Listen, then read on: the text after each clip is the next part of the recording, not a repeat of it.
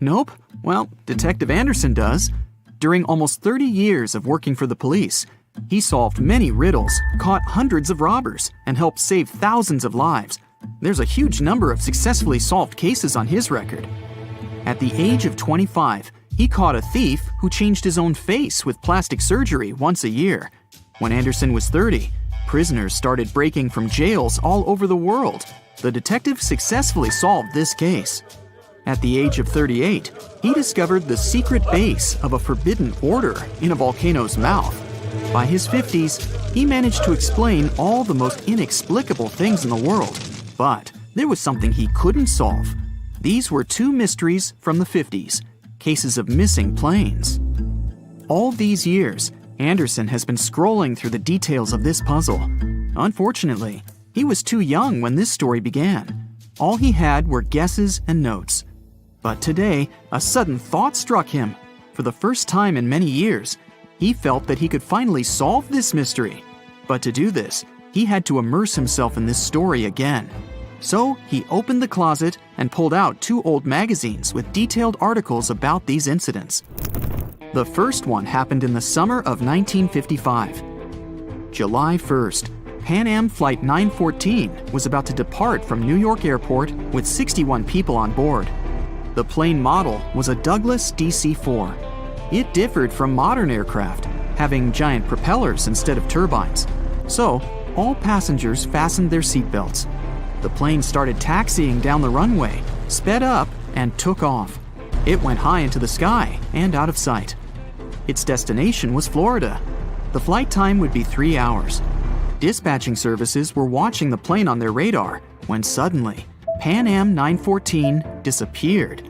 The operator tried to contact the pilot, but received no response. New York reported this to Florida. They said they couldn't see the plane either. Usually, pilots notify via radio if a plane crashes or gets into a storm. But this time, just nothing. After several unsuccessful attempts to establish the connection, they deployed large-scale search operations. Communication with the plane was interrupted when it was flying over the Atlantic Ocean.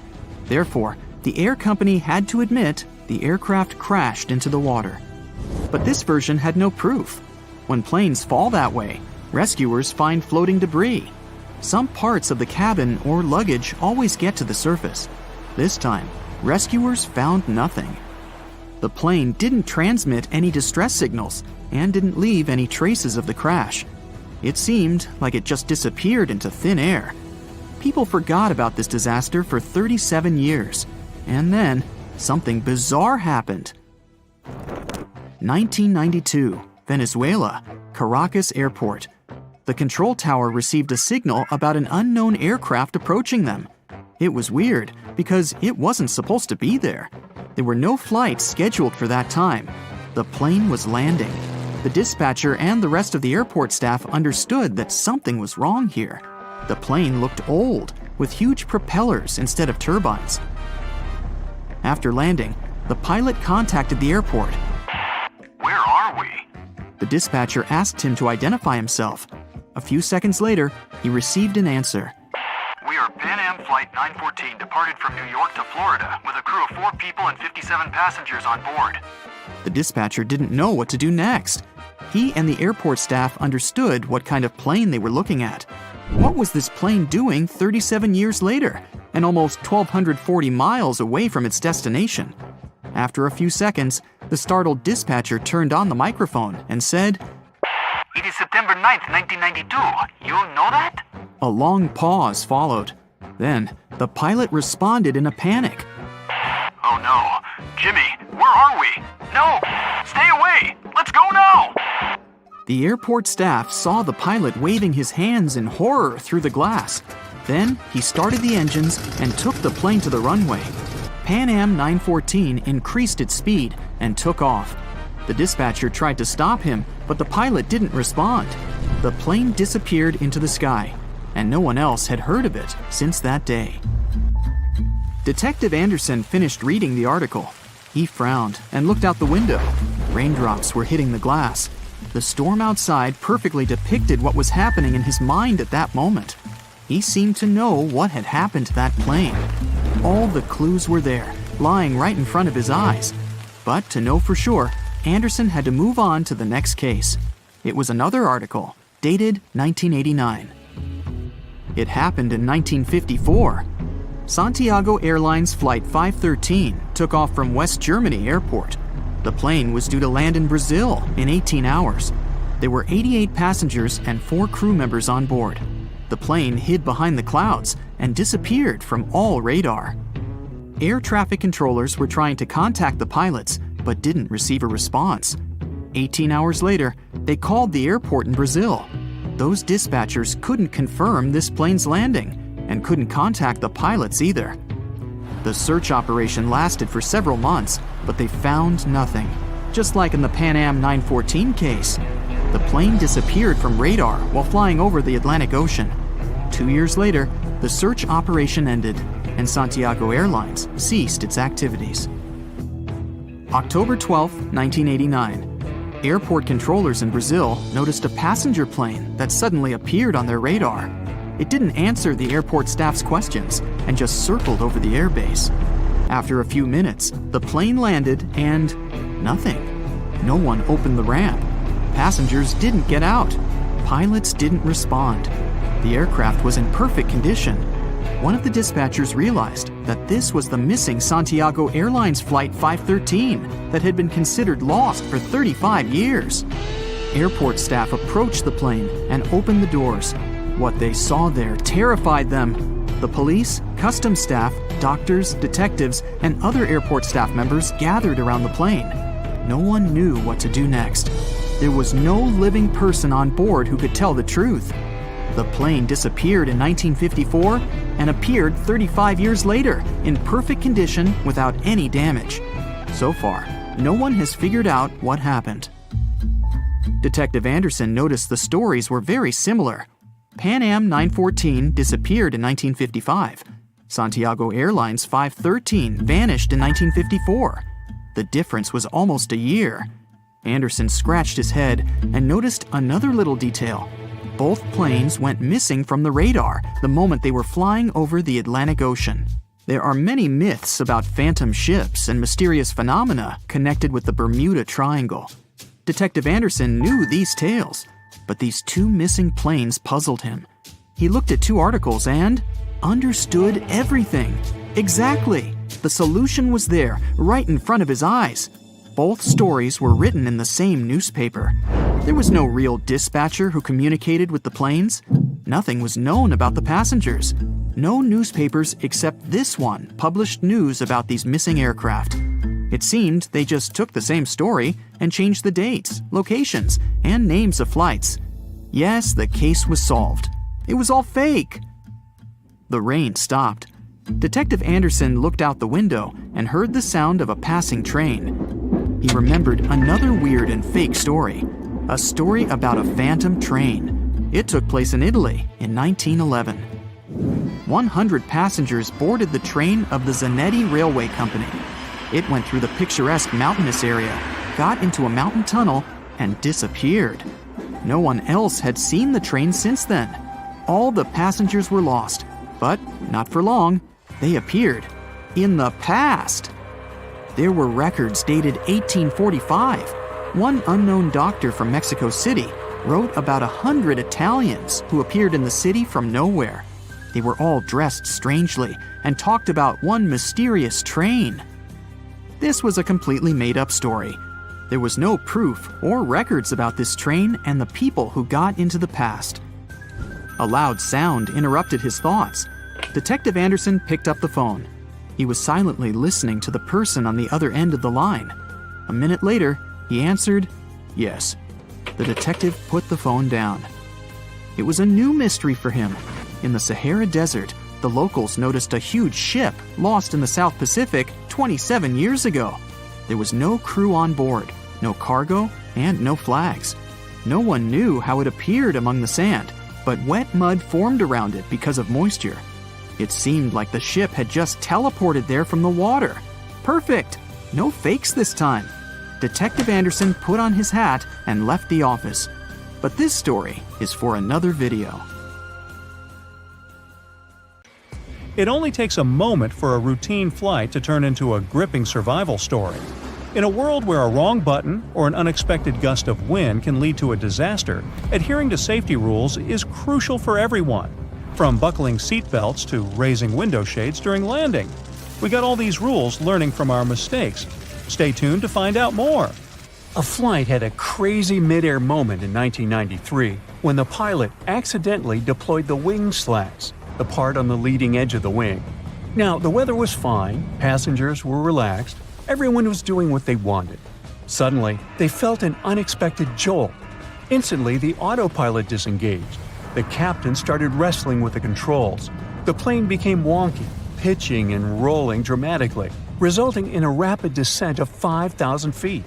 The vibration threw the cabin into total chaos, with passengers screaming in fear.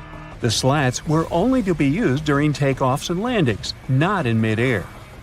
It was China Eastern Airlines Flight 583, cruising over the Pacific on its way from Shanghai to Los Angeles. The pilot declared an emergency and directed the plane to an Air Force base in Alaska. Out of the 255 people on board, 60 ended up in a hospital, and sadly 2 didn't make it. The pilot made some quick moves to stabilize the aircraft, but the injuries happened because folks weren't buckled in. They reckoned that the slats deployed because of the design of the control handle. The company was to blame for that. They produced it in such a way that the handle could accidentally get jiggled while cruising. Luckily, the crew was trained, and the airliner itself was fine, except for the messed-up cabin. The aftermath of this incident was costly, requiring about $1.5 million to repair the damage. When the plane started to lose altitude, overhead lockers burst open, and the safety video played 3 times for an eerie touch. Once the aircraft steadied, flight attendants jumped into action, providing first aid, leaving empty kits scattered in the cabin. It turned out that the poorly designed slat control handle had caused 11 similar incidents before. The captain probably nudged it accidentally while fixing the speed controls. The lack of pilot training on high-altitude issues and the stall warning system made things worse. If the passengers had kept their seatbelts on, injuries would have been way less severe. This has been the case during many other accidents. You probably know this airplane announcement. Even when the seatbelt sign is off, buckle up when you're seated. Experts say it's a good call. While flying is safe, keeping that seatbelt on is smart because you might hit unexpected turbulence. It's about keeping you secure during that bumpy, jarring time, especially that sneaky one during stormy weather. Sarah Wilson, the president of the Association of Flight Attendants, thinks the seatbelt sign should be turned on throughout the entire journey. Predicting turbulence is like trying to guess the weather. It's not 100% accurate. Turbulence can happen anywhere. Aircraft are tough. They can handle really bad turbulence. The real risk is getting injured during turbulence, not planes falling apart. It's rare, but accidents still happen. In a dramatic episode in 2016, a pilot pulled off a superhero move, saving 439 lives. He was getting ready for takeoff in Shanghai. All of a sudden, another plane showed up on the runway in front of him. Reacting with lightning-fast speed, the pilot swiftly elevated his plane, narrowly avoiding a disaster. The pilot was awarded $360,000 for his remarkable skills. He missed the other plane by less than 67 feet, about the length of a semi-trailer truck. It turned out that the air traffic controllers and the landing crew had mixed things up. 2 controllers lost their licenses, and 13 others got in trouble. They say this incident was like a throwback to the Tenerife Airport collision in 1977. Back then, 2 jumbo aircraft collided on a foggy runway. They didn't get lucky that time. The incident was a total disaster. Certain accidents in aviation history prevented others. With each crash, something crucial is upgraded.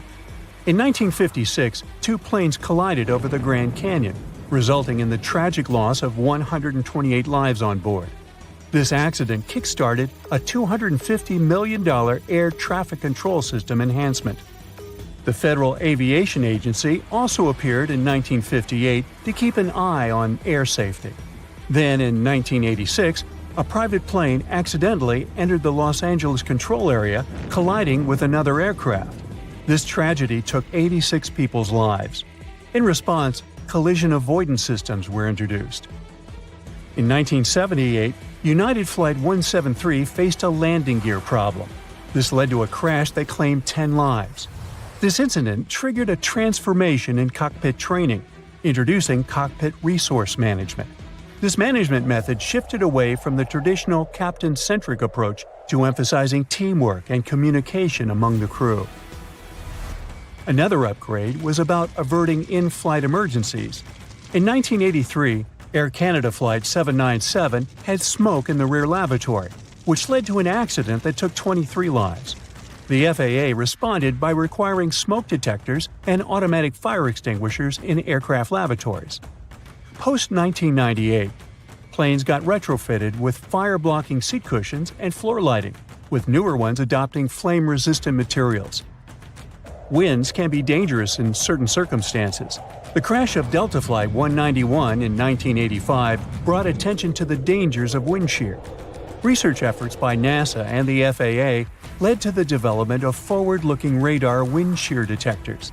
By the mid-90s, these became standard on airliners. The number of wind shear-related accidents has reduced significantly since then. In 1985, United Airlines Flight 232 faced a nightmare when the DC-10's engine failure left it virtually uncontrollable.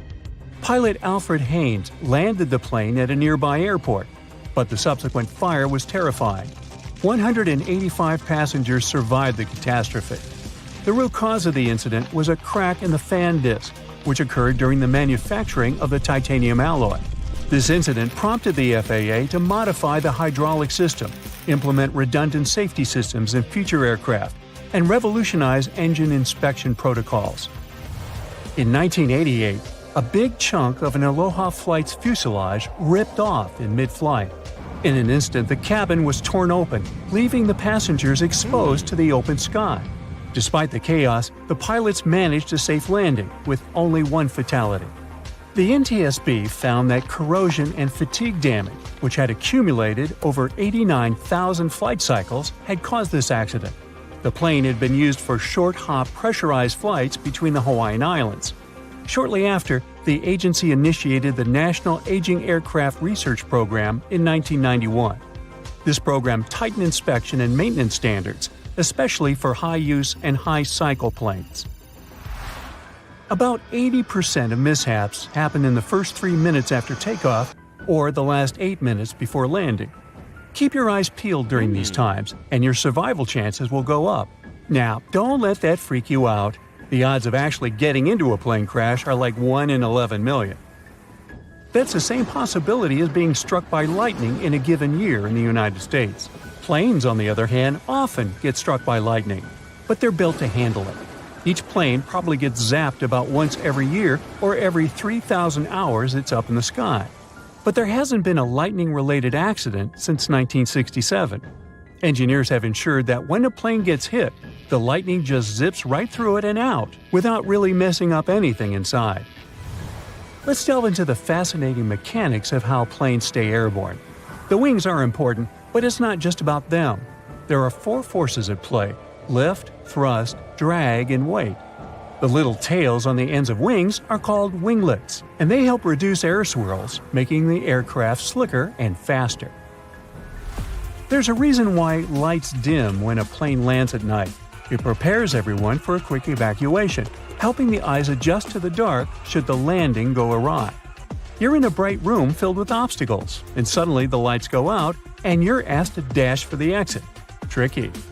Flight attendants also ask you to raise those window shades during landing. In case of an emergency, they want you to be able to see what's outside and figure out if one side of the plane is better for a quick escape. If you're wondering where the safest spot in an airliner is, it's in the back. According to research conducted by Popular Mechanics, spanning from 1971 to 2005, sitting in the back gives you a 40% better shot at making it through an accident. Almost as importantly, you're closer to the restrooms. The airplane involved was a Beechcraft Bonanza single-engine aircraft. On board, pilot Bruce Gernon had 2 passengers, his father and business partner. They took off from Andros Island in the Bahamas and headed northwest for the Florida coast. It was December 4, 1970. If you draw up a map, trace a line connecting the island of Bermuda, Puerto Rico, Miami, and back to Bermuda, what do you get? Yes, it's a triangle, a sinister polygon known for mysteriously swallowing over 2,000 ships and 200 aircraft over the centuries. Bruce Gernon's plane was within its hungry grasp. But this was a typical flight Bruce had made dozens of times before. The trip usually took about an hour and a half, with no hiccups or mysterious phenomena whatsoever. The men were no more concerned than you would be during your daily commute to work. Oh, but this time would be different. They would face very unusual circumstances indeed. Bruce took off and started gaining altitude. Strange things started happening right from the get-go. At an altitude of about 1,000 feet, he noticed a small cloud up ahead. But it kept growing. Not from the plane getting closer, this thing was actually getting bigger in size. Bruce had to fly through it, and he came out the other end just fine. Another mysterious cloud appeared at 11,500 feet. This one was massive, and Bruce had no other choice but to fly through it too. So he concentrated, took a deep breath, and in they went. At that moment, it got dark as night all around the aircraft. Not a single sliver of sunshine got through. But this wasn't a storm cloud, and it wasn't raining. Bruce was starting to get worried, and then, bam! He saw flashes of white light. They would appear and vanish quickly like lightning. But this pilot knew this certainly was no lightning. The flashes were so bright, they lit up the whole space around them. Bruce kept flying for another 30 minutes when he realized this was the same cloud he had gone through earlier when he started to climb. But now the cloud was cylindrical, and the plane was flying through its center. It was about 1 mile wide and seemed endless. Bruce thought he could never get out of that trap.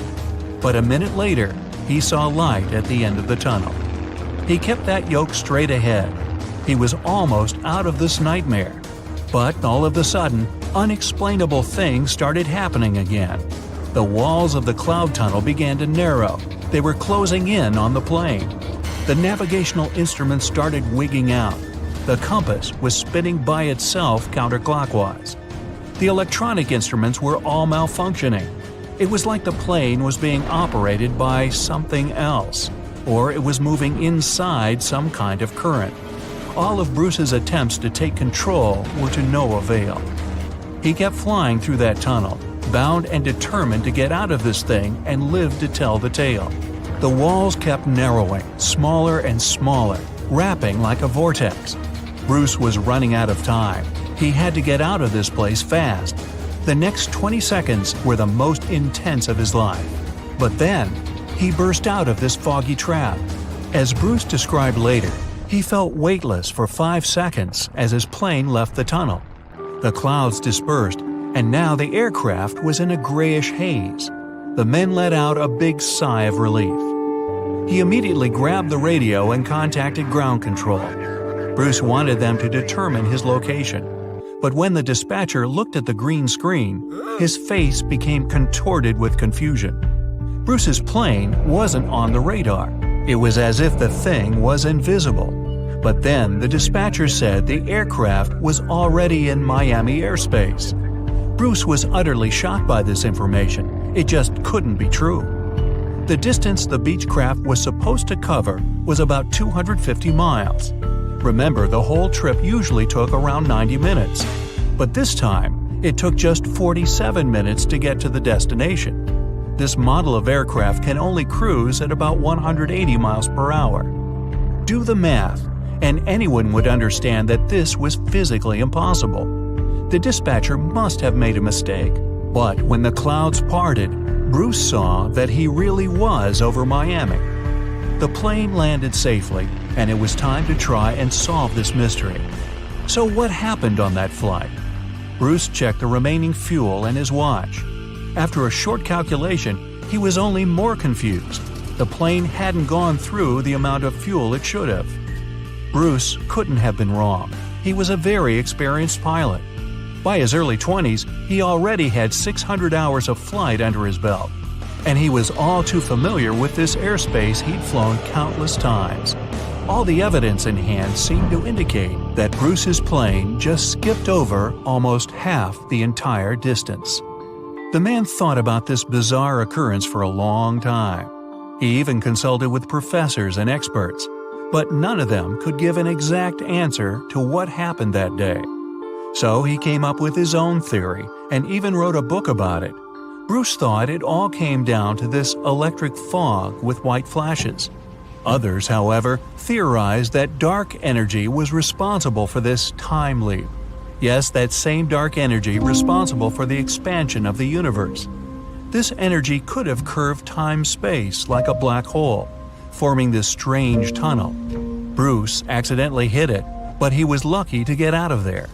That's how he got into Miami airspace so fast. But dark energy is just a theory attempting to explain the unexplainable. To this day, there is no real answer for how Bruce was able to travel that distance in such a short time. But some details still can be explained. Archive records show that 84 sunspots were recorded that day, as well as a huge solar wind moving almost 440 miles per second. This would cause disturbances in the Earth's magnetosphere that could throw off the plane's instruments and radars. So Bruce's version that he was in an electronic fog could be right. And about these weird clouds. The thing is, they're pretty commonplace things in this area. Zones with low and high pressure are constantly colliding there. The result? Storm clouds. Perhaps that cloud growing before Bruce's eyes was simply two massive air currents crashing into each other. But so far, no one has been able to explain how the plane got to Miami so fast. Well, maybe in the future the truth will be revealed. In the meantime, it remains another mysterious riddle of the Bermuda Triangle. But it's still by far not the most shocking incident there. In 1945, a total of 5 planes went missing in the Bermuda Triangle all at once. On December 5th, some Navy student pilots were training in the area. The day's lesson? Navigation. Ironically enough, they couldn't find their way back to the base and got lost. Many people assume they ran out of fuel. This is likely to have caused the incident, but the circumstances were very strange. The students were under the supervision of an experienced lieutenant who had 2,500 flight hours.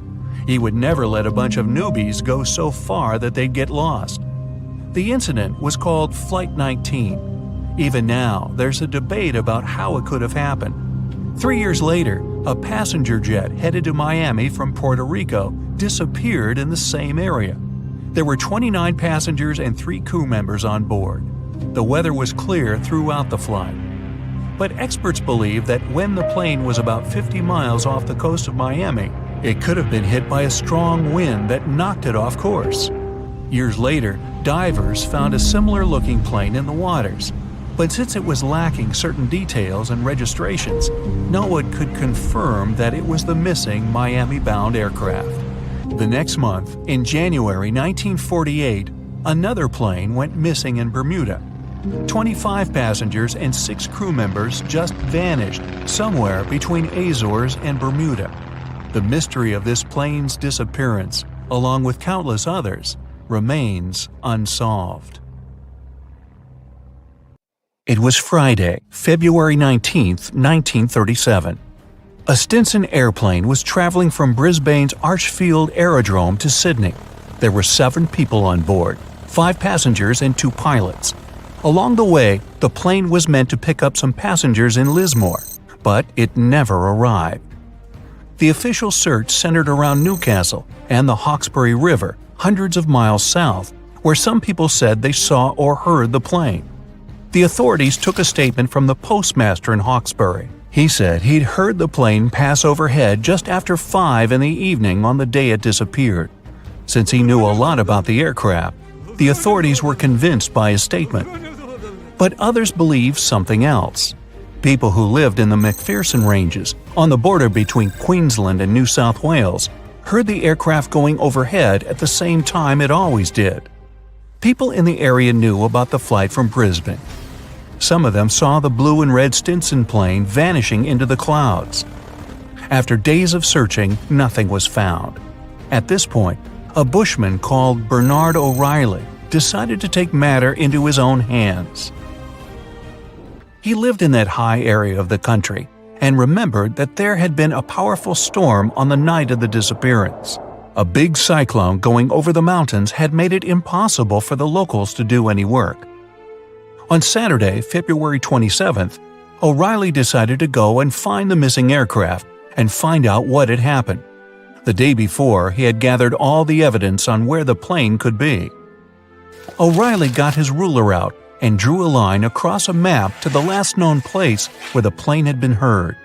He saw that the line crossed 4 high points. He was sure that the aircraft had never got beyond the nearby mountain range.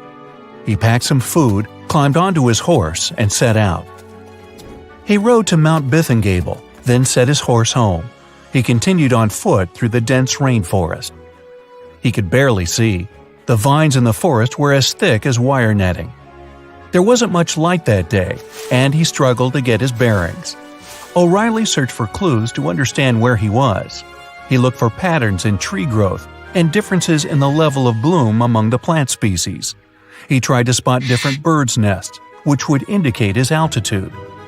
He spent Saturday night in the wet forest and continued his search the next day. From the top of Mount Throckmorton, through a brief opening in the clouds, O'Reilly saw some high rocks. He suspected the Stinson aircraft had crashed there. Far to the southwest, in the endless green forest, he spotted a light brown treetop. This was an unnatural color for the late summer and seemed out of place. Fires happen rarely in the rainforest, but lightning strikes were possible. Could it just be a coincidence? Judging by his map, the tree was 8 miles away. O'Reilly pushed through the forest to reach it. When he was 3 miles away from the spot, he heard 2 voices calling out cooeys. This is a shout-out used by the Australian bush to attract attention, find missing people, or indicate someone's location. He thought it could be other search teams, and answering would have confused them. So he kept silent and continued walking toward the location of the voices. He crossed a gorge and climbed up high. He called out to see if anyone was there, but still got no reply. He walked back 600 feet along the plateau and shouted again. That was when he heard a response and headed toward it. O'Reilly finally arrived and saw a big tree which had been cut down. The entire trunk of another tree was burned, and there was a mass of metal on the ground. Finally, he saw 2 men. The other 4 hadn't made it. The 2 he found were the passengers Joseph Binstead and James Proud. But as soon as he saw them, he couldn't talk. Judging by their condition, O'Reilly knew he had possibly arrived too late to save the 2 men. It was 4 p.m. on Sunday. By that time, the 2 men had been alone in the forest for 9 days. Proud couldn't move because he had injured his leg, and Binstead had been carrying water for both of them. They had only found berries to eat and had lost all hope until O'Reilly appeared. There wasn't much daylight left, and O'Reilly decided to head back using a different, shorter route to get help. He came across someone on the way. O'Reilly told them what had happened and asked to borrow their horse. He later used a utility truck to reach someone's farm and call for help. On the farm, he found the number of a Mr. Robinson from Airlines of Australia using the Brisbane phone directory. O'Reilly called him and explained things and asked if he could organize a rescue party for the 2 survivors. Robinson agreed. O'Reilly and the farmer put together 2 separate groups. The first party, led by O'Reilly, would go back to the site with a small team, including a doctor and some supplies. They gathered at 2:30 a.m. on Monday, left an hour before the sun came up, and arrived at the site by 11 in the morning. The group led by Mr. Buchanan, the farmer, included more than 100 people. They started work at dawn, clearing the path that led to the plateau where the 2 survivors were. The plan was to carry them down the track to safety. Both Binstead and Proud would have to spend 1 more night in the forest, but this time they would get a tent and medical care. When the sun rose on Tuesday morning, March 2nd, the journey down the plateau started. The group cleared a 14-mile path, and the survivors' condition was stabilized. 6 of the 7 passengers had now been found, except for one. His name was Jim Westray, and he had helped the others get off the plane before it caught fire during the accident. That fire had lasted 15 minutes, but it was put out by heavy rain, which continued until 10 the next morning. On Saturday, at 6:30 a.m., before the rain stopped, Westray stood up and said he could see a farm with some sheep in the distance. The other 2 guys tried to discourage him from going and told him there was nothing out there. Westray said he would go there to get help, and within 30 seconds he was gone. When O'Reilly arrived, he was asked by the 2 survivors if he had seen Westray, but O'Reilly was sure he hadn't made it. He followed Westray's path to a 40-foot-high waterfall and confirmed his theory that he hadn't survived. The operation was successful, and the 2 survivors made it. The story made national headlines, and there were broadcasts about it on TV. O'Reilly was presented with a plaque and a check raised from the public. Years later, O'Reilly's nephew, Peter, organized tours showing his uncle's journey to the site. You unbuckle your seatbelt and stand up, stretching your legs after a long flight. You head towards the restroom and think about freshening up. Suddenly, you're in the air. Luggage flies around you. It feels like the world is ending. You're 30,000 feet above the ground, and you're heading for a crash landing. Before you have any more time to think, everything goes black. In early 2001, a massive Boeing 747 carrying over 400 people took off from Tokyo Haneda International Airport. The flight progressed like normal until it reached 39,000 feet and coasting speed. Food was being served, and passengers were up and about like they would be on any other journey. Slightly earlier in the day, a Japanese airline flight between Busan, South Korea, and Tokyo, Japan, had begun in a similar fashion. This one was smaller, with about 250 people on board. It had also started coasting at around 37,000 feet. Both of these planes were on a similar flight path, only 2,000 feet apart, and due to meet over the Japanese island of Honshu. They were both close to this intersection when the pilot of the Boeing 747 noticed his anti-collision indicator going off. This was when he first knew something was wrong. One of the critical aspects of modern air travel is the coordination of air traffic control. Every flight is monitored, and pilots are advised if anything goes wrong. The entire point of air traffic control is to organize flights so well that collisions are impossible. Every modern plane is built with collision monitors, but they are never supposed to be used because of this. While the anti-collision indicators buzzed, 26-year-old trainee Hideki Hachitani was sitting behind the radars at the control tower, monitoring both flights. The stress of having to oversee more than 10 planes was overwhelming him. This isn't surprising, given that he wasn't even certified to operate by himself without supervision. When he noticed the potential collision, he rushed to prevent a disaster. He quickly contacted the flight from Busan that was cruising at 37,000 feet and told them to dip lower, trying to create a bigger gap between the planes. In his rush, though, Hachitani had made a terrible mistake. He had contacted the wrong plane. Instead of telling the Boeing 747 to reduce its altitude, the pilot of the other plane followed Hachitani's instructions and lowered from 39,000 feet to 37,000 feet, the exact same height as the 747. Both planes sped toward each other at 500 miles per hour on a collision course. Hachitani was beginning to panic now. When he noticed that the flight from Busan hadn't descended, he quickly instructed it to turn right. The pilot had, of course, failed to follow the instructions given because they'd been sent to the wrong plane. For an unknown reason, the instruction to turn right failed to reach anyone at all this time. The communications from air traffic control were failing, and the pilots didn't have any idea of how much danger they were in. When seeing Hachitani panicking behind the control panel, his supervisor rushed to the scene and took control of the situation. She contacted the flight from Busan and now told it to climb up. Amazingly, when she did this, she gave the order to a flight that wasn't even operating that day.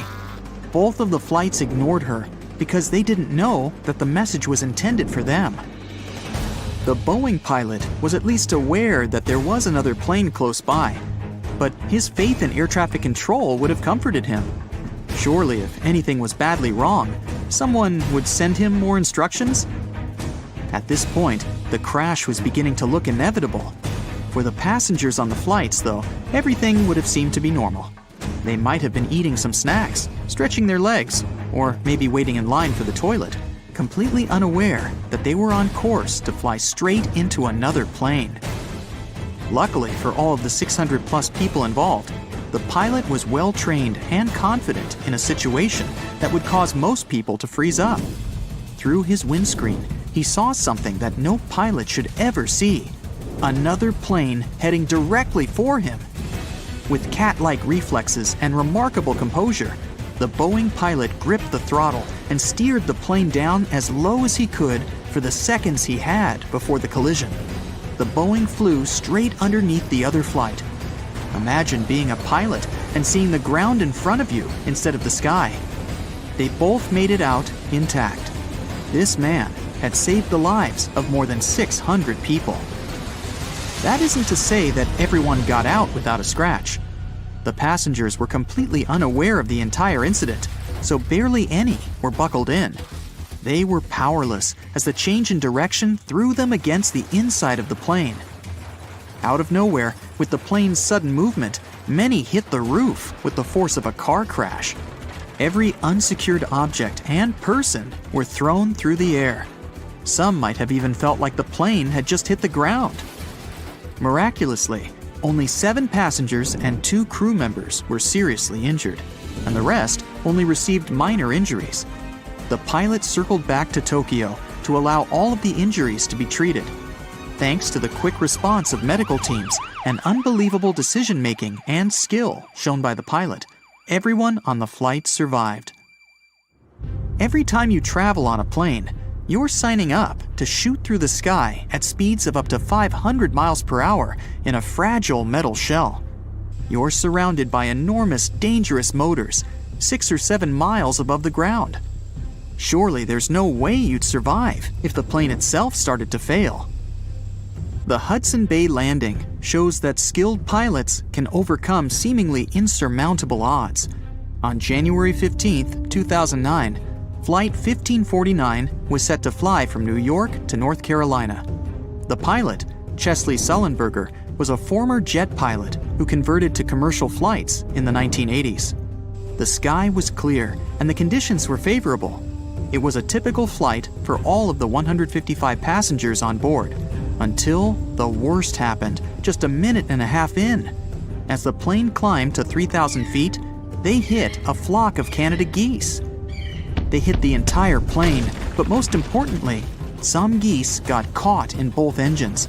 When Sullenberger realized that his engines were failing, he contacted air traffic control. They ordered him to land back at the airport, but he realized that it was impossible. With failing engines and no clear runway to land on, he had to take control of the situation to save the lives of everyone on board. Without full control of his plane, he wasn't able to operate at the normal altitude. He flew so low that he passed over the George Washington Bridge at only 900 feet. The people on the bridge were terrified to see the plane so close, but they had no idea how bad things were on board. With the plane speeding at 140 miles per hour, Sullenberger saw the Hudson River in front of him, and he had no choice but to land on it. Everyone in the control tower was shocked to hear what he had to do, but there was no other option. Landing on a runway is one thing, but commercial pilots aren't trained to land in a river. Sullenberger had to think clearly and plan the landing while flying towards the ground.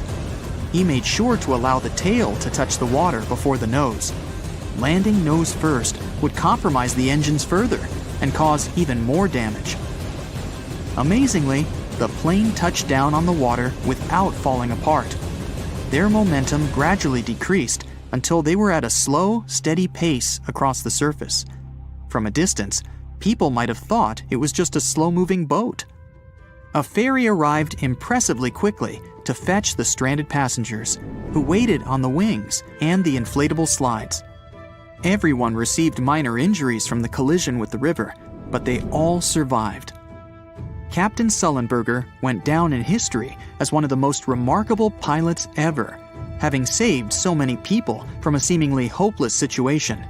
There was even a movie made about his heroics.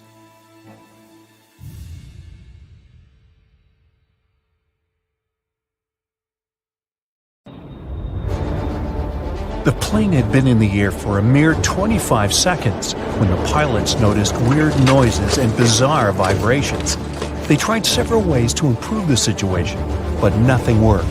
The engine surges continued, and just over a minute into the flight, when the plane reached 3,000 feet, both engines failed. First the right one, 2 seconds later the left one. The pilots decided to return to the airport they had just left. At the same time, they tried to restart the engines. Nothing seemed to work. The flight crew made a decision to pitch the plane down and then level it off. Perhaps it could help them gain some speed for the glide. But soon, they realized they wouldn't make it to the airport. Was the plane going to crash? That's when the miracle at Gautura occurred. The morning before the flight started as usual. Regular pre-flight procedures, good weather. The members of the flight crew were experienced pilots. A 44-year-old Danish captain with over 8,000 flight hours under his belt, and a 34-year-old first officer from Sweden with 3,000 hours. So, what could go wrong? The plane itself was almost brand new. It was a McDonnell Douglas MD-81 nicknamed Dana Viking. It made its first flight on March 16, 1991. By that fateful day, the aircraft had been in service for a mere 9 months. There were 122 passengers and 7 crew members on board. Flight 751 Scandinavian Airlines was a scheduled flight from Stockholm, Sweden to Warsaw, Poland. On the way, the plane was supposed to make a stop in Copenhagen, Denmark. The aircraft took off from Stockholm according to its schedule at 8:47 a.m. local time. But by that point, the people inside had already been doomed, all because of a terrible sequence of events before the departure. It started the night before. The plane arrived at Stockholm Airport after a flight from Zurich. It was 10:09 p.m. The aircraft spent the night at the gate outside. It was cold. The temperature dropped to 34 degrees Fahrenheit, just above freezing. What made the situation even worse was that almost 6,000 pounds of freezing cold fuel, chilled during the night, still remained in the tanks located in the wings. The fuel was so cold because the plane had been flying at the cruising altitude, where the air temperature outside the cabin varied from -61 to -80 degrees. The flight from Zurich lasted around 1 hour and 40 minutes. Soon after midnight, a flight technician came to check on the aircraft. The man had to remove some slush from the landing gear. Otherwise, he wouldn't be able to examine it. At around 2 a.m., when he was leaving, he noticed some ice covering the upper part of the wings. By the morning, the situation had become even dire. A layer of clear, almost invisible ice had formed on the tops of the wings. The plane had to leave the gate at around 8:30 a.m. An hour before the departure, the mechanic responsible for the plane noticed that some ice covered the underside of the wings. He decided to make sure there was no ice on the tops of the wings. He climbed a ladder and put one knee on the wing. Then he bent forward to touch the front part of the wing. There was no ice, just some slush. The mechanic decided to make sure everything was fine with the air inlet of one of the engines. He didn't find anything abnormal. Soon after that, the personnel used more than 220 gallons of de-icing fuel to remove ice from the plane. The mechanic consulted with the captain of the aircraft and ordered the staff to de-ice the underside of the wings as well. After all, he had seen some ice there. But no one thought to double-check if there was clear ice on the tops of the wings. After they had finished the procedure, the mechanic reported to the captain, "We're done here. De-icing finished. There was a lot of snow and ice, but everything's clear now." The captain thanked the mechanic and carried on with the pre-flight procedures. The plane taxied to the runway. Its engine's anti-ice systems were switched on and didn't show any malfunction. But several passengers later claimed they had seen ice sliding off the upper side of the wings while the plane had been taking off. And still, the plane left the ground and headed for Stockholm as usual. But shortly after the takeoff, several pieces of the overlooked ice broke off. At full speed, they slammed into the fans of the engines near the tail on both sides of the plane, ruining the blades. It led to a series of surges, and the rest is history. Meanwhile, somewhere in the cabin, Scandinavian Airlines flight captain Paro Airport, who was on board as a passenger, noticed something was amiss. At first, he informed the flight attendant sitting in the rear jump seat that the right engine was surging. She tried to contact the flight crew, unsuccessfully. Then, the ununiformed captain rushed to the cockpit and asked if he could help the pilots. The first officer gave him the emergency checklist, and the captain asked him to start the auxiliary power unit, a small gas turbine in the tail of the plane. Holmberg's advice and help were invaluable, but was it enough to save the plane and the people inside? When the plane emerged from the cloud cover at an altitude of 890 feet, the pilots realized they wouldn't have enough time to make it back to the airport. An immediate emergency landing was unavoidable. The assisting captain passed the order to the cabin crew, and they started preparing the passengers. There was a large field to the north of the plane, but the captain realized they didn't have enough time to reach it. So he chose a much smaller field in a forested area in the direction of flight.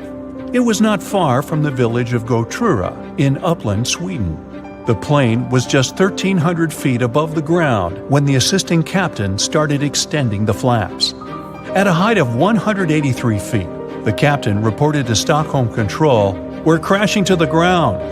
7 seconds later, the plane hit several trees and lost a huge chunk of its right wing. By that time, the landing gear had already been extended and the speed had decreased to 139 miles per hour. Moments later, the plane's tail struck the ground and broke off. The aircraft kept sliding across the field, still at high speed. It traveled 360 feet, with its main landing gear leaving marks on the field. At one point, the plane lost the main and nose landing gear. Its fuselage broke into 3 parts. Miraculously, there was no fire. If you look at the pictures from the crash site, the plane torn into pieces, with its parts scattered across the field, it's hard to believe that all 129 people on board the plane survived. It seems like a miracle, but it was also thanks to the flight attendants' quick reaction and the correct instructions they gave the passengers. They didn't panic and told the people to adopt the brace position just in time to avoid fatalities.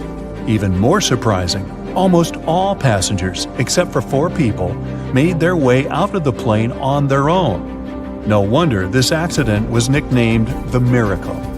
The aircraft, though, wasn't as lucky. The 9-month-old plane was damaged so badly that it was an immediate write-off. Everyone praised the actions of the flight crew. The landing was incredibly skilled, especially in such a fast-developing, very dangerous situation. The captain himself admitted that few pilots were ever forced to put to the test the skills they got during training, at least not to this degree. He said he was proud of his crew and relieved that everyone had survived. And he never returned to piloting commercial planes. The plane broke into 3 large pieces and crashed onto the hillside, scattering parts all over the snowy ground. The wings ripped off, and the main body of the aircraft split into 2 parts. Flames crackled from what was left of the airplane. 7 out of 9 crew members survived the crash. They were all part of the 1946 U.S. mission to map the Antarctic continent. There were 13 ships, 23 aircraft, and 4,700 people to do the job. They only had 2 months of summer down there before the weather got too bad. USS Pine Island took 3 seaplanes on their mission. One of the planes, called George 1, had a crew of 9 people. They went on their first 10-hour mission. Later, when it was time for the second flight, the weather got worse, with stormy seas and low visibility. But they decided to take the chance and fly anyway. It was supposed to be an epic adventure, and even the captain of Pine Island joined the expedition. The pilot, Ralph Frenchy LeBlanc, was very experienced and not worried about the weather. The plane was tied to some small boats, but the waves were so strong that the lines holding it were damaging the plane's metal body. Crew members had to attach 4 special rocket boosters, called jet-assisted takeoff bottles, to help the plane lift off. It managed to do so after a run of about 5 miles, but got straight into a blinding snowstorm. James Robbie Robbins was just 19 years old back then, but already had 1,500 hours of experience as a radar operator in that type of seaplane. He once successfully flew 9 hours through thick fog and clouds in Greenland, so he trusted his abilities. The radar showed a mountain range 20 miles ahead and icebergs spread out, and it was all correct. They had to stay low to take photos for mapping, and it was impossible in bad weather. So the pilot decided to turn the plane around to head back to the ship. Suddenly, the plane hit something. At the time, they didn't know what it was, but later they realized it was a snow-covered ridge that was hidden and couldn't be seen on radar. The loud bang shocked everyone on board. The pilot and co-pilot quickly pushed the plane's controls to try to lift it back into the sky. But just a few seconds later, the fuel tank in the front of the plane blew up. Collapsing with a ridge likely cracked one of the fuel tanks, so the gas started to leak. The fumes from the gas might have been set on fire by an electrical spark or the plane's hot engines. The blast was so strong that it broke the plane into 3 parts. The pilot was hurt and stuck upside down in the burning front part of the aircraft. Some of the other men were also badly injured. Some crawled out of the wreckage, and others had been thrown out into the snow during the crash. Most of them couldn't even remember the bang or the impact. The crew managed to pull the trapped pilot out of the wreckage and put him into a sleeping bag inside the back part of the plane.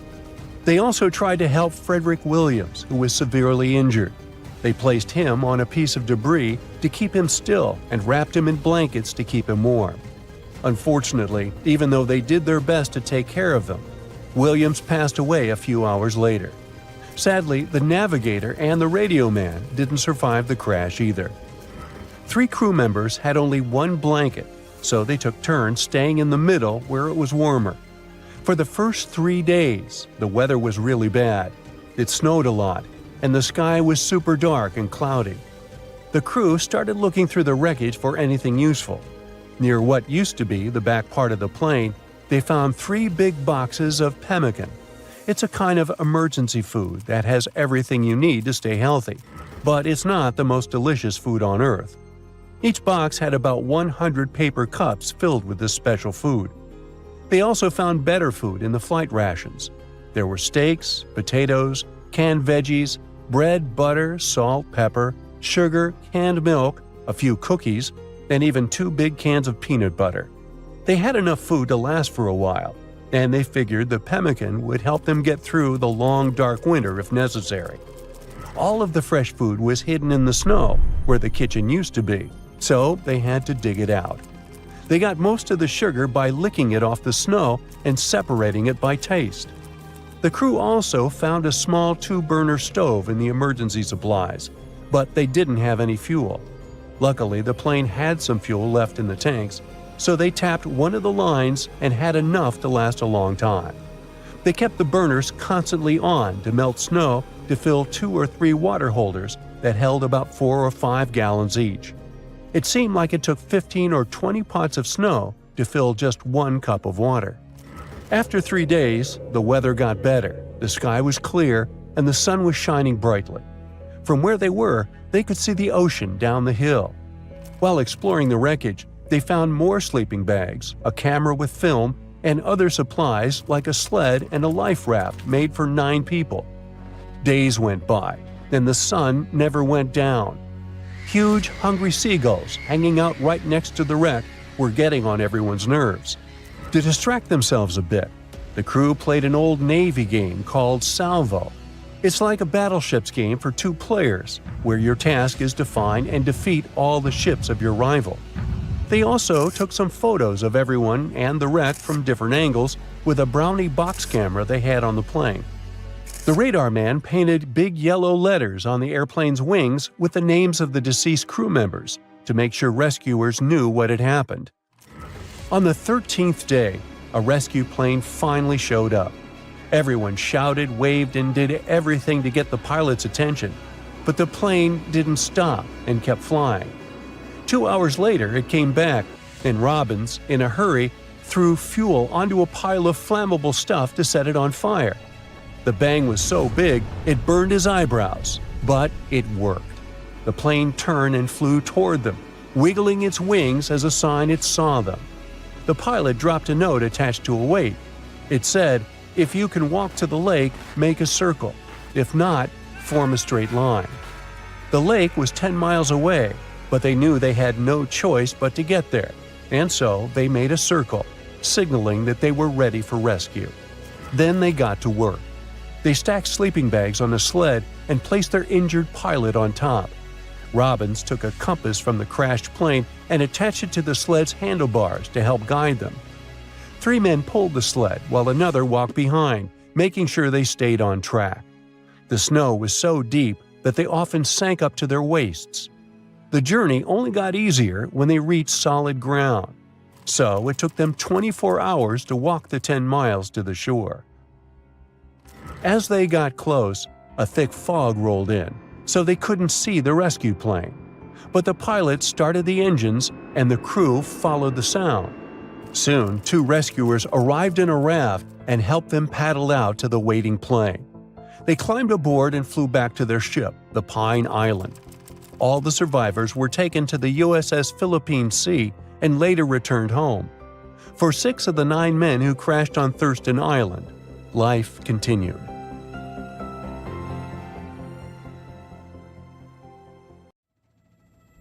Hey, look at this stunning futuristic interior.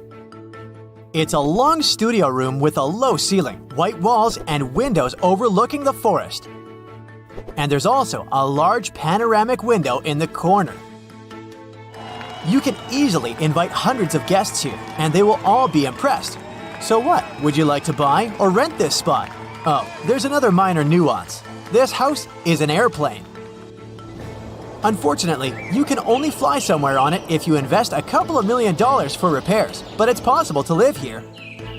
A resident of Oregon, Bruce Campbell, created this place. He turned a giant Boeing 727 into his home, where he spends about 6 months every year. Bruce installed 2 bathrooms and a shower, made a kitchen, and equipped this place with electricity. It has everything you need for a comfortable stay. But the most incredible thing is that you can create precisely the same house. To understand how to do this, let's look at Bruce's story. As a teenager, he was watching TV when he saw a report of an aircraft boneyard. These iron birds amazed him and inspired him to create a new home. Growing up, Bruce began to study electrical engineering and always remembered his teenage dream. In the 70s, he bought 10 acres of land in the woods near the town of Hillsboro, Oregon. This area is approximately equal to 8 football fields. After that, he began to look for a plane. In 1999, he hired a rescue company to help him find a Boeing. Soon, they found a 200-seat passenger aircraft in Greece.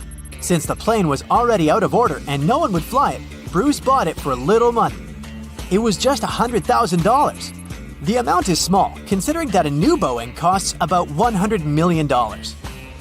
Airport staff removed the engine and fuel from the plane, disassembled it, and sent it to Oregon. After the logistics problems were solved and the plane ended up in the woods, Bruce began to turn it into a house. The repair work lasted several years. When everything was ready, the media found out about Bruce and made him a celebrity. He showed that even such gigantic things as an airplane could be recycled. Bruce invites anyone to his house to show that airplanes can be used for cheap housing. The advantages of such a house are that the airplane's outer layer can protect from cold, moisture, wind, and sun. Every year in the US, several hundred aircraft break down. People transport them to the aircraft boneyard, where these planes are waiting for repairs or turning into scrap metal. And many of them are in good condition. Another unusual house is located in Tokyo, Japan. It's definitely not your choice if you go to relax alone or think that home is a place where no one can bother you. Welcome to the transparent house. It looks pretty stylish. There are huge panoramic windows without curtains and no walls and doors between the rooms. There are a bunch of large shelves and ladders inside. You can climb, jump, and hang here. The height of the house is 3 floors.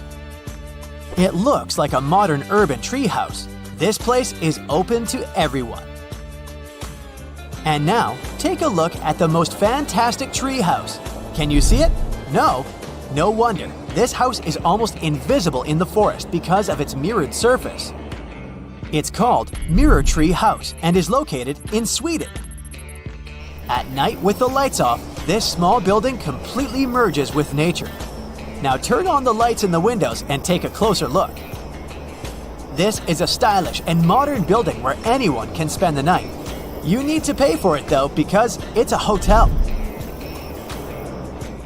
Here's another tree house. More precisely, it's a huge building built on several trees. It's called Minister's Tree House and is located in Crossville, Tennessee.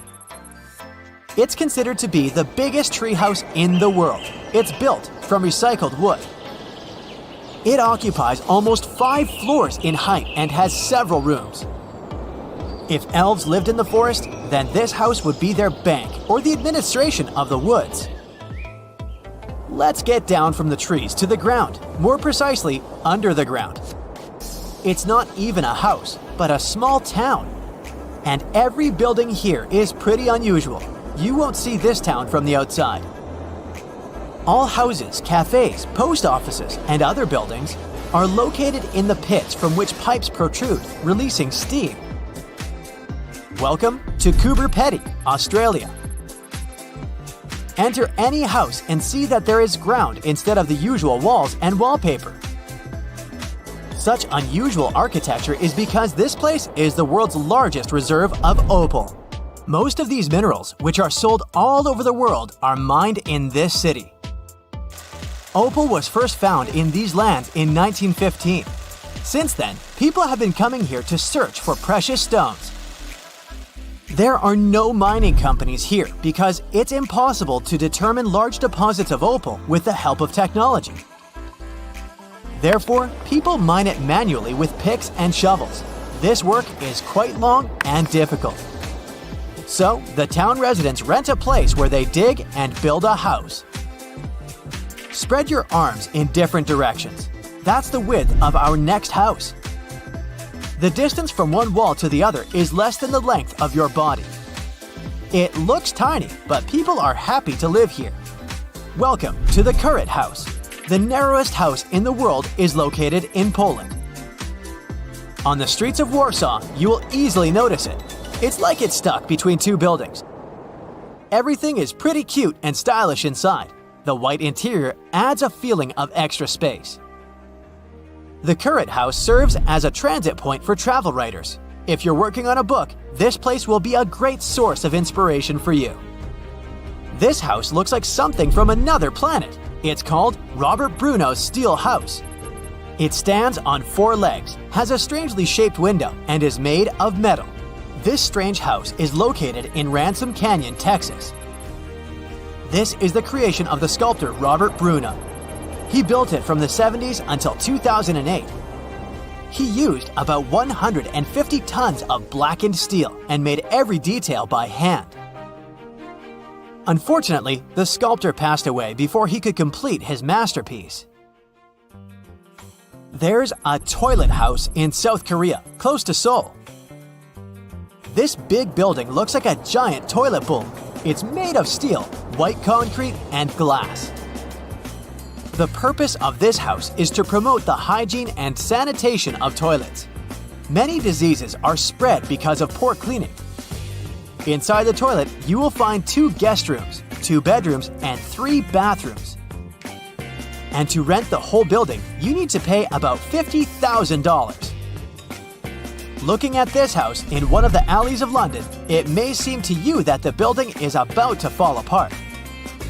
The house was built in the 16th century and originally didn't look like this. But in 1687, the city council ordered the demolition of the building to free space for something else. The house was almost destroyed, but its owner sued the city council. He won the case and the council was obliged to restore the house. But they did it in a hurry, using cheap materials. For many years, the wood has been bending and the house has got such an unusual shape. Let's end our realtor's journey with this fun house. People who love skateboarding will be delighted to visit this place. Welcome to Skateboard House Malibu, California. You don't leave your home to start riding. The whole house has a circular curved shape and there's no corners in it. There are beds and tables here, which you can also use for tricks. An engine explodes during takeoff. The water injection system is switched off and communication is lost. Now, this doomed plane faces the imminent threat of crashing into Athens or a hill. Will the captain be able to defy all odds and save over 400 lives on board? Stay tuned. It's 2 in the afternoon. A Boeing 747 starts rolling down the runway, picking up speed. Just as Captain Sifis Migadis lifts the nose of the aircraft, he's surprised by a loud bang. He has no idea what's just happened, but he's left with no options. The fully loaded plane is moving too fast to stop on the short runway space still left. The airplane begins its risky takeoff, and it's now heading straight for downtown Athens, which is absolutely crowded on a hot summer evening in August 9th, 1978. After the loud explosion, a flight attendant in the back takes the intercom and warns the crew about the catastrophic failure of engine number 3 located on the right side of the airplane. The flight attendant says, "I think we're screwed." And here's an honest, "Yeah, I know." The original plan of the Olympic Airways Flight 411 was a direct shot from Athens to New York. But now, this massive 370-ton jumbo jet simply doesn't have enough power to keep going up. The stress is through the roof. The flight is fully loaded with 18 crew members and 400 passengers, who are mostly US citizens returning from their Greek summer vacation. Little do they know that the pilot still has to face 4 major problems in a 93-second period to ensure everyone stays alive. The first issue has to do with water injection. You see, this Boeing has 4 engines. Engine number 3 has just exploded, and engine number 2 is operating with reduced power after maintenance. So the pilot needs the remaining engines to give their all to get this plane climbing. The thing is, pushing the engines to the max creates a ton of heat. So, Captain Migadis asks the onboard flight engineer to double-check if the cooling system is on, preventing the engines from getting too hot and maintaining a safe temperature. It's a bit tricky to explain what went wrong at this point, but experts think that in the heat of the moment, the flight engineer might have gotten a little mixed up. Instead of ensuring the water injection is on, he does the opposite and switches the system off just 9 seconds after takeoff. This mistake further reduces the power in the engines, limiting the plane's ability to climb by causing a loss of 4,500 pounds of thrust. So now, the plane finds itself in a seriously bad situation, barely cruising over the rooftops at below minimum speed. The second issue with this doomed aircraft involves the landing gear. The 55-year-old pilot had already had over 30 years of experience when he was assigned to command this flight. So he decides to make a bold move by telling his co-pilot to pull up the wheels at 35 feet above the runway. This move isn't just risky, it's straight up against Boeing rules in situations like this. Pilots usually have to wait until the aircraft gains a bit more altitude to pull up the wheels. because popping those landing gear doors open for 15 seconds adds more resistance against the plane's forward motion. In other words, it basically slows the plane down, and that's why the co-pilot hesitates for a second before agreeing to break the rule. Against all odds, the 411 flight stays in the air, but the problems are far from over. This leads us to the third issue. The plane is getting dangerously close to hitting one of the oldest capital cities in the world, Athens. The flight started from Ellinikon International Airport. This was the main airport for the Greek capital for decades, and it was known as one of the trickiest and riskiest airports in the world. Picture this: 2 short runways, side by side, squeezed between the Aegean Sea and large mountains. Even though there were 2 runways, they mostly used just one, the one pointing planes straight at the center of Athens. Because of that, pilots had to make an immediate left turn right after takeoff, changing the flight path over the sea. Now you might be wondering, why doesn't Migatis just turn left already? Well, the speed of the 747 is way lower than it should be at this point. If he makes a turn, the plane might descend even more, upping the chances of crashing right into the city. So, the captain decides to keep climbing, following a straight path while he's figuring out Plan B. Do you remember that the airport is surrounded by mountains? Well, this is problem number 4. The pilot knows that in about a mile, the airplane will face a hill that's about 200 feet tall. As Migatis watches Pawnee Hill getting closer and closer, he decides to give up a few knots of airspeed to gain the altitude he desperately needs to fly over the hill. Migatis feels relief when he sees that his risky plan has worked. The airplane flies over the hill with only 9 feet to spare. Yet, the relief fades quickly. He still needs to come up with an emergency landing plan. Imagine the cockpit eerily silent. They don't have contact with the tower anymore. While the 2 pilots are doing everything they can to keep Flight 411 from crashing, the flight engineer is still focused on fixing the problems with the engines. The terrain gets lower after the plane flies over Pawnee Hill, so the captain decides to lower the nose of the plane to trade a bit of altitude for speed. But nothing happens. In fact, the airplane's speed just keeps dropping, and they're barely exceeding an altitude of 200 feet. The plane is so low that it's even taking down some television antennas. It's around the height of a 14-story building named the Inter-American Tower. The airplane gets so close to that building that some flight attendants can actually see people's faces inside. A happy ending seems unreal as the plane is approaching a catastrophic collision with Mount Aigaleo, which is over 1,500 feet high. But suddenly, the engines kick in with more power and the plane starts picking up speed. Some specialists believe the acceleration was due to the combination of 3 things. The wind shifted, the temperature outside dropped, and the water injection system kicked back in. And the good news is that with more power in the engines, the pilot successfully gains altitude. By 2:05, Migatis managed to turn left, avoiding a collision with Mount Aigaleo. The plane is heading towards the ocean. It keeps flying for over 30 minutes to dump fuel. The idea is to make the aircraft lighter before landing, as it's loaded with 160 tons of fuel needed for the transatlantic flight. After that, the captain brings the aircraft back to the same runway from which they took off, and they land safely at Ellinikon Airport. Everyone on board is safe, not a scratch on them, all thanks to this pilot who bravely broke the rules to save his crew and passengers. Now, picture the wild applause on the ground, and Migatis' daughters eagerly waiting for their father as he exits the plane. And it's no small feat, this pilot did the unthinkable.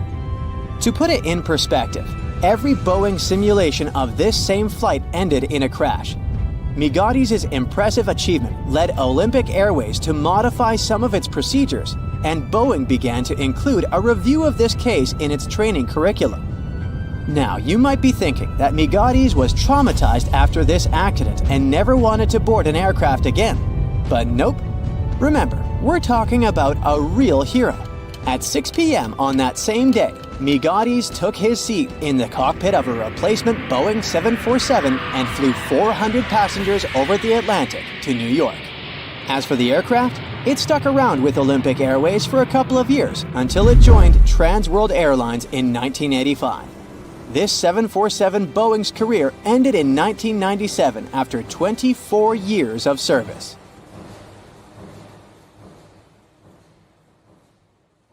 A plane with no identification marks is approaching the coast of Indonesia. It's not the most peaceful of times, and the flight operator is alarmed. 2 fighter jets take to the sky, about to take down the unidentified plane. It's all about to end in a disaster, when the fighters notice one strange detail. December 1st, 1941. Captain of a Boeing 314, Robert Ford and his team are preparing for one of the longest flights on one of the biggest planes in the world. The Boeing 314 Clipper California is a high-capacity seaplane. It has no landing gear, so it can only land on water. Its length is 100 feet, and its wingspan is 150 feet. This is more than a 6-story building, and on board this plane, there is a restaurant, resting areas, and even a room with a bed. Despite its size, the Clipper California can stay in the air for more than 18 hours. Captain Ford doesn't suspect what is awaiting him ahead. He gets on the plane. Their flight is bound from San Francisco to Auckland, New Zealand. The first stop is Los Angeles. There's no problem with this. The next stop is Pearl Harbor. The flight is going fine. December 7th, 1941. It's been 3 days since the plane left Pearl Harbor. The last final step of the journey remains: flight to New Zealand. At this moment, Captain Ford receives an order to return the plane to the nearest Allied base. The way back is closed, so the plane continues to fly to Auckland. The Clipper lands safely at the Auckland airport and receives an order that seems impossible.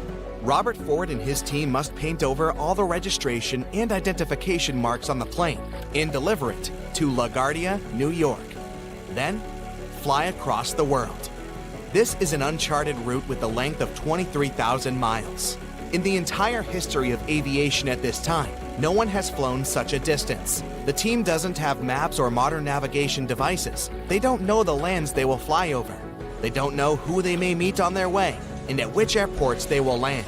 They must maintain and repair the plane themselves, extract fuel, and plot the route. At the same time, they have almost no money. Immediately after receiving the order, the team goes to the Auckland Library. They study all the atlases and maps to create a detailed flight plan. First, they need to get to Australia, then fly to Africa along the coast of Asia, and then they should go to the US. The crew paint all over the signs on the plane and prepare for takeoff. Fortunately, before the start, one banker finds about their situation and gives them $500. The plane takes off. The team didn't notice they forgot to paint over the American flag. In a few days, it will save their lives. Before Australia, they fly to New Caledonia to evacuate a group of people from there and deliver them to Australia. The operation is successful. In Australia, the team needs to refuel the plane. They don't find special transport for Clipper services at that airport, so the crew themselves transport 800 cans of gasoline. And here's an important detail. The Boeing 314 doesn't use conventional fuel.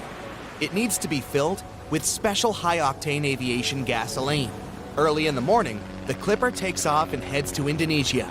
The flight is going fine. They are approaching the airport. Meanwhile, the captain of the base where the Clipper is supposed to land notices an unidentified plane. He doesn't know who's flying it and from where. No one warned him about it. It may be an enemy plane. 2 fighter jets take to the sky. They are approaching the Clipper and don't see any identification marks on its body. The pilots are about to attack, but at that moment, they notice an American flag. If Robert Ford hadn't forgotten to paint it over, then everything would have ended badly for him and his crew. The fighters allow landing. The Clipper lands on the water. A boat floats towards it to meet the plane's crew, but stops. It turns out the plane landed on a place filled with sea mines, so the boat doesn't dare to sail there. The Clipper approaches the port and miraculously avoids contact with mines. Robert Ford and the crew of the plane are well met. They are going too quickly to rest and hit the road. But then, a big problem surfaces. The plane is running out of fuel, And at that naval base, there is only ordinary automobile gas. Nobody knows if the plane engine is going to go with it. It may burn out or stop working altogether, but there's no choice. They fill the tanks with ordinary fuel. Captain decides to take off using the remnants of aviation fuel, and during the flight, they switch to tanks with ordinary gasoline. When this happens, the plane's engine begins to clap and rattle, but after a while, it calms down. The flight continues. For 19 hours, they fly on dangerous fuel. Their next stop is Ceylon. The sky is covered with clouds. The pilot doesn't see the coast in the airport, so he decides to lower the plane below the clouds. They fly at an altitude of 300 feet above the surface of the sea and notice a huge whale ahead. The plane flies closer, and it turns out it's not a whale. It's an enemy ship. The Clipper begins to gain altitude to hide back into the clouds. Finally, they are again surrounded by a white veil. The booms and blasts are heard behind and below the plane. The Clipper's flying with zero visibility for 60 minutes. Finally, the clouds are clearing and they see the port of Ceylon. The team makes a short stopover and proceeds with its journey. As soon as the plane takes off, one of the engines explodes. Fortunately, they didn't have time to fly far from the port, so they successfully landed the plane on the water and repaired the engine. The Clipper continues its mission. Now, Robert Ford's team flies mainly over land. This is very risky, since the aircraft doesn't have landing gear and it can't safely land on solid ground. Finally, they get to the Congo. The team has a great time here, gains strength, rests, and most importantly, gets high-octane aviation gasoline. Things are going great, but there's another ordeal ahead. Now, the aviators will have to make the longest flight in their journey. Their next stop is a port town in Brazil, and the distance to it is 3,500 miles across the ocean. The maximum flight distance of the Boeing is 3,700 miles. Any deviation from the course or a strong headwind can easily prevent the aircraft from reaching the port. Worried, the crew refill the tank and load additional fuel onto the plane. They leave the Congo, taking off along the narrow river. At this moment, the pilot notices the river ends a few miles away with a waterfall. The plane must urgently gain altitude, but it can't. The large amount of additional fuel bears the Clipper down. The waterfall is getting closer. In the last seconds, the plane manages to rise to the desired height. But even after the waterfall, Boeing still doesn't get high enough. It hovers right above the rocky coastal cliffs. A slight inclination can lead to a crash. Fortunately, they manage to pass unharmed. The plane rises to the perfect height. During the flight from the Congo to Brazil, the crew broke a new record. It's 23 hours and 35 minutes in the air. The tired crew make a long-awaited landing in the city of Natal. However, the rest doesn't last long. 2 hours later, they take to the air and head to the next stop, an airbase in Panama. January 6, 1942, 5:54 a.m. The already legendary Boeing 314 is approaching LaGuardia, New York. The team can't wait to finish their journey. They contact the dispatch, and he tells them they can't land the plane only after 7 a.m., since the air terminal starts working at this time. For an hour, Robert Ford and his crew are circling in the air. It was probably the longest hour of their lives. Finally, the mission is complete. The Boeing 314 becomes the first passenger plane to make an almost around-the-world trip. This long flight lasted more than a month. This plane spent 209 hours or 8 days in the air. During this time, it covered more than 30,000 miles and made 18 landings. Pan American Flight 6 was finishing an around-the-world trip with several stops on its way. On October 16, 1956, the Boeing 377 Stratocruiser, dubbed Sovereign of the Skies, left Honolulu and was heading for San Francisco. It was the flight's last leg, but no one could predict this phrase would turn out to be not just a figure of speech. The plane had to start its journey at 7:30 p.m., but some maintenance issues delayed boarding for almost an hour. The passengers were getting a bit impatient. The plane finally took off at 8:26 p.m. and soon reached the altitude of 13,000 feet. For some time, the aircraft was experiencing turbulence, which made it impossible to serve dinner. Several hours later, the lights were dimmed and the passengers stretched across empty seats preparing to have a peaceful sleep. Little did they know that sleep was the last thing they were going to get that night. At about 1 a.m., The cockpit crew got permission to climb to 21,000 feet, but once the aircraft reached the needed height, a terrible thing happened. At 1:20 a.m., one of the plane's engines started to overspeed. George Hacker, the first officer flying the plane, tried to deal with this problem by slowing the plane down. It didn't work out. This made Captain Richard Ogg cut off the oil supply to the engine altogether. After a while, the engine conked out, but its propeller kept windmilling in the airstream. It caused the aircraft to start losing precious fuel and seriously slowed down its speed. The plane was moving far too slowly now, just 174 miles per hour. It was also losing altitude at an alarming pace, at the rate of 1,000 feet per minute. The three remaining engines were struggling, trying to decrease the breakneck speed of the descent. At least, they were still functioning. It made the pilots feel somewhat hopeful. But all of a sudden, the captain noticed that the fourth engine started to fail. It was producing just a bit of power, even though it was working at full throttle. At 2:45 a.m., the unavoidable happened. The fourth engine started to backfire, and the pilots had to shut it down.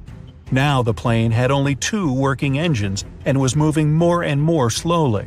The crew calculated how much fuel the aircraft was consuming, and a heavy silence filled the cockpit. The pilots had nothing to do but face the awful truth. The plane didn't have enough fuel to reach San Francisco. Neither could it return to Honolulu. Captain Ogg sent a radio message to the U.S. Coast Guard. Pan Am 90943, Flight 6, declares an emergency over the Pacific.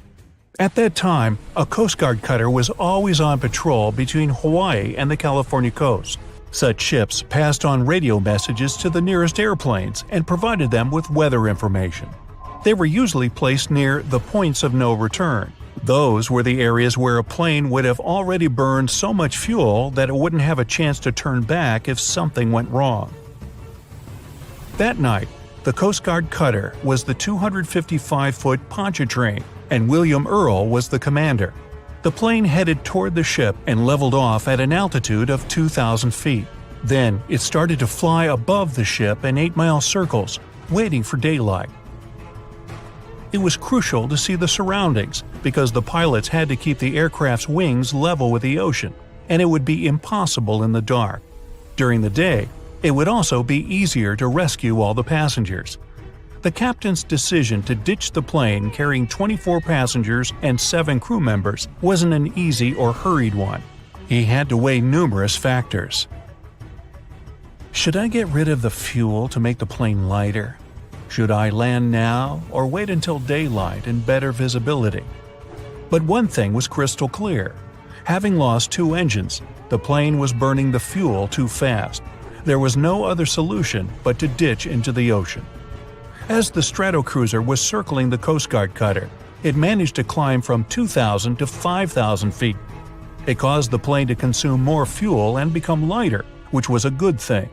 The lighter the aircraft, the longer it would float on the surface. Plus, it lowered the risk of fire after a crash landing. The captain knew about an accident that had happened with another Pan Am Stratocruiser. That time, the plane's tail broke off.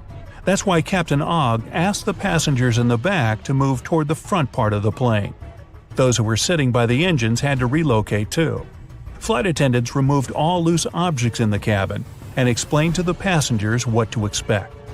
Since the problem started, the crew members had been doing their best to calm down the terrified people. When the passengers found out the plane was going to circle and wasn't landing in the dark, they were hugely relieved. Another comforting thought was that the Coast Guard cutter was out there, ready to provide them with as much help as possible. Luckily, the weather was good, and the ocean was very calm. At 5:40 a.m., Captain Ogg informed the cutter he was ready to ditch. The ship left a thick foam path in the water to help the pilots understand their height above the surface more clearly. At 6:15 a.m., the plane touched down. It was still moving at a speed of 105 miles per hour. It had already traveled several hundred feet along the surface and started to slow down when the worst possible thing happened. One of the wings hit a wave, The aircraft rotated nearly 180 degrees and its tail broke off. After that, in a matter of seconds, the plane's nose went under the water. One of those who had been on board the plane said later that all he could see at that terrifying moment was water. It seemed to be everywhere. But after less than a minute, it started to recede. The front of the plane resurfaced. People on the Pontchartrain were staring at the disaster unfolding in front of their eyes, feeling numb. They were devastated. No one could possibly survive such a crash landing. But they were very, very wrong. All 31 people on board the plane were alive. Even more astonishingly, there had been just a couple of minor injuries. Once those on board the Pontchartrain realized the passengers and crew had survived, several rescue boats rushed toward the wreckage. Meanwhile, the captain and those passengers who had been assigned to help with the evacuation quickly deployed 3 life rafts. But when people started to climb on one of them, it became obvious the raft hadn't inflated properly. It started to sink. Luckily, the rescue boats were on time. They promptly transferred the passengers from the damaged raft to the cutter. At 6:35 a.m., the last piece of the wreckage vanished in the waves. By that time, all the people from the aircraft had already got to the safety of the Coast Guard ship. They stayed in the cutter's officers' quarters and reached San Francisco several days later. Pan American Flight 6 crash landing was the first accident when an airliner ditched into the ocean but managed to keep everyone on board safe. And the whole blood-curdling event was captured on camera. Life rafts bobbing by the plane's side, survivors being transferred to the rescue boats, the plane rapidly sinking and disappearing among waves. Sometime later, all the crew members got awards for tackling the emergency and keeping the passengers safe. Captain Richard Ogg was the first person to receive the Civilian Airmanship Award presented for the most outstanding skills and heroism. Her name is Lillian Boyer. Wait a minute, why is she standing on the wing of an airplane?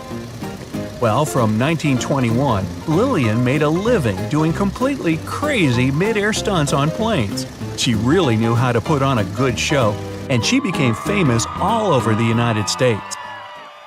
But Lillian started her unusual career completely by accident. She was a regular 21-year-old waitress at a Chicago restaurant.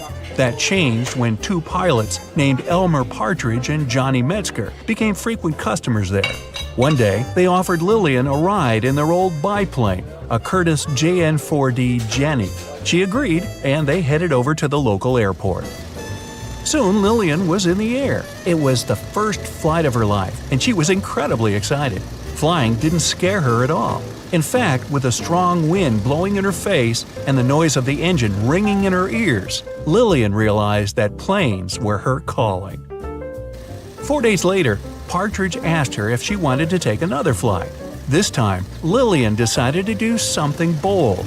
When the plane was flying at 65 miles an hour, she got out of her seat and stood on the wing. But even then, she wanted more. So she walked all the way to the edge. The whole time, Partridge was screaming at her to sit down because he thought she was going to jump. She could barely hear his voice because of the engine noise. But Lillian wasn't scared at all. She actually enjoyed it. When the pilot saw what she could do, he introduced her to Billy Brock. He worked at the Chattanooga airport and was looking for someone who could do tricks on the wing of a plane. They shook hands and soon got started on Lillian's training. Lillian quit her restaurant job and started training full-time.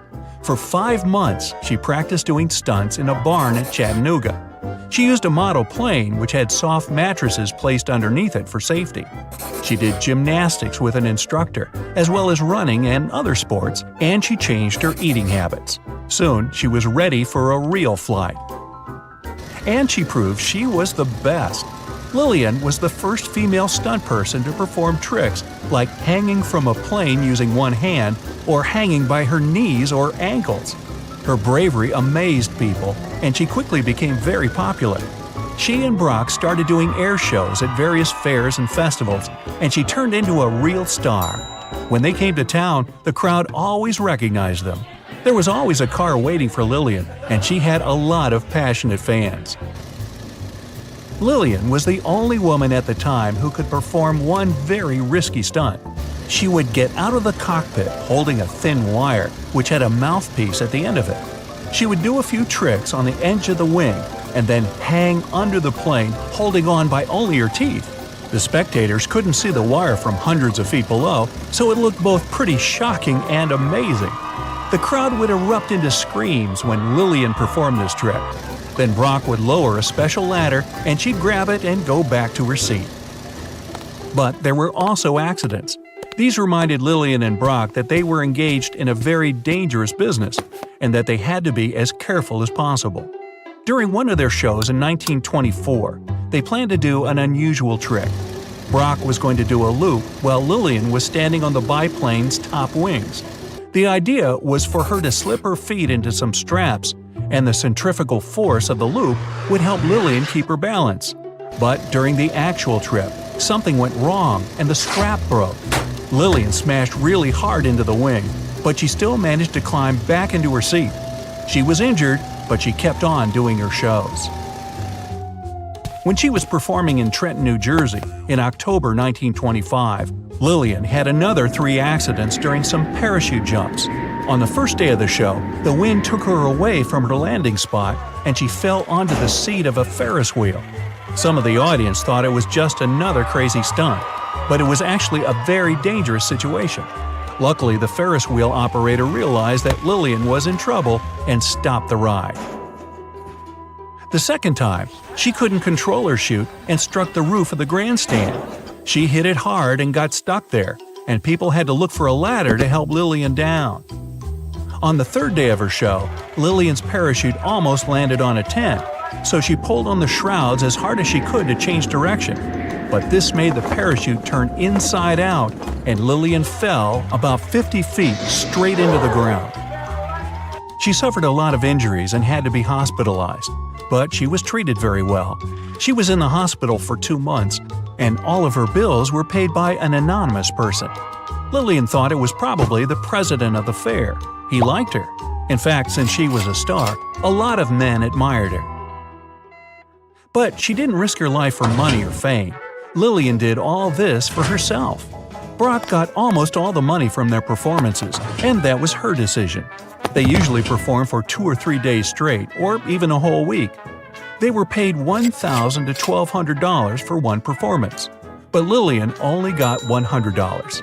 As she said herself, that was a decent amount of money, and it was enough for her. So Brock ran the business, maintained the plane, and hired mechanics and crew. But their show was called Lillian Boyer's Flying Circus, and there was a reason for that. Brock was in love with Lillian. Constantly working together made the two of them close. It didn't work out though. Lillian told him that there wouldn't be anything between them. But he still cared about her, and Lillian really appreciated him for that. She trusted her pilot with her life, and she admired his skill. In fact, she said he was the best pilot she ever knew. Before every flight, he double-checked all the systems, wires, and mechanisms. He would tell her where to go, and Lillian would listen to him. And it was Brock who came up with most of the tricks. There was total trust between them, and they worked as one. After Brock passed away, Lillian kept doing stunts with another pilot, but she couldn't trust him like she had trusted Brock. One of her signature tricks was switching from a car to a plane, but she never did it with the new pilot. During her stunt career between 1921 and 1928, Lillian performed 352 shows in 41 U.S. states and Canada. She performed 143 changes from a car to a plane and made 37 parachute jumps. But in 1928, low-altitude flying was banned, and so dangerous stunts performed on the wings of airplanes became history. Almost half a century later, Lillian once again became a celebrity at the San Diego Aerospace Museum. An entire section of it was devoted to her incredible achievements. Lillian was the guest of honor at all the events there. One evening, she was given one of the most pleasant surprises of her life. It was a flight on a Boeing PT-17 biplane. This time, now in her 80s, Lillian didn't walk on the wings or perform dangerous stunts. But when she landed, She admitted that she really wanted to. The pilot had told her not to get out of the cockpit. Plus, she couldn't trust him as much as she had trusted Brock.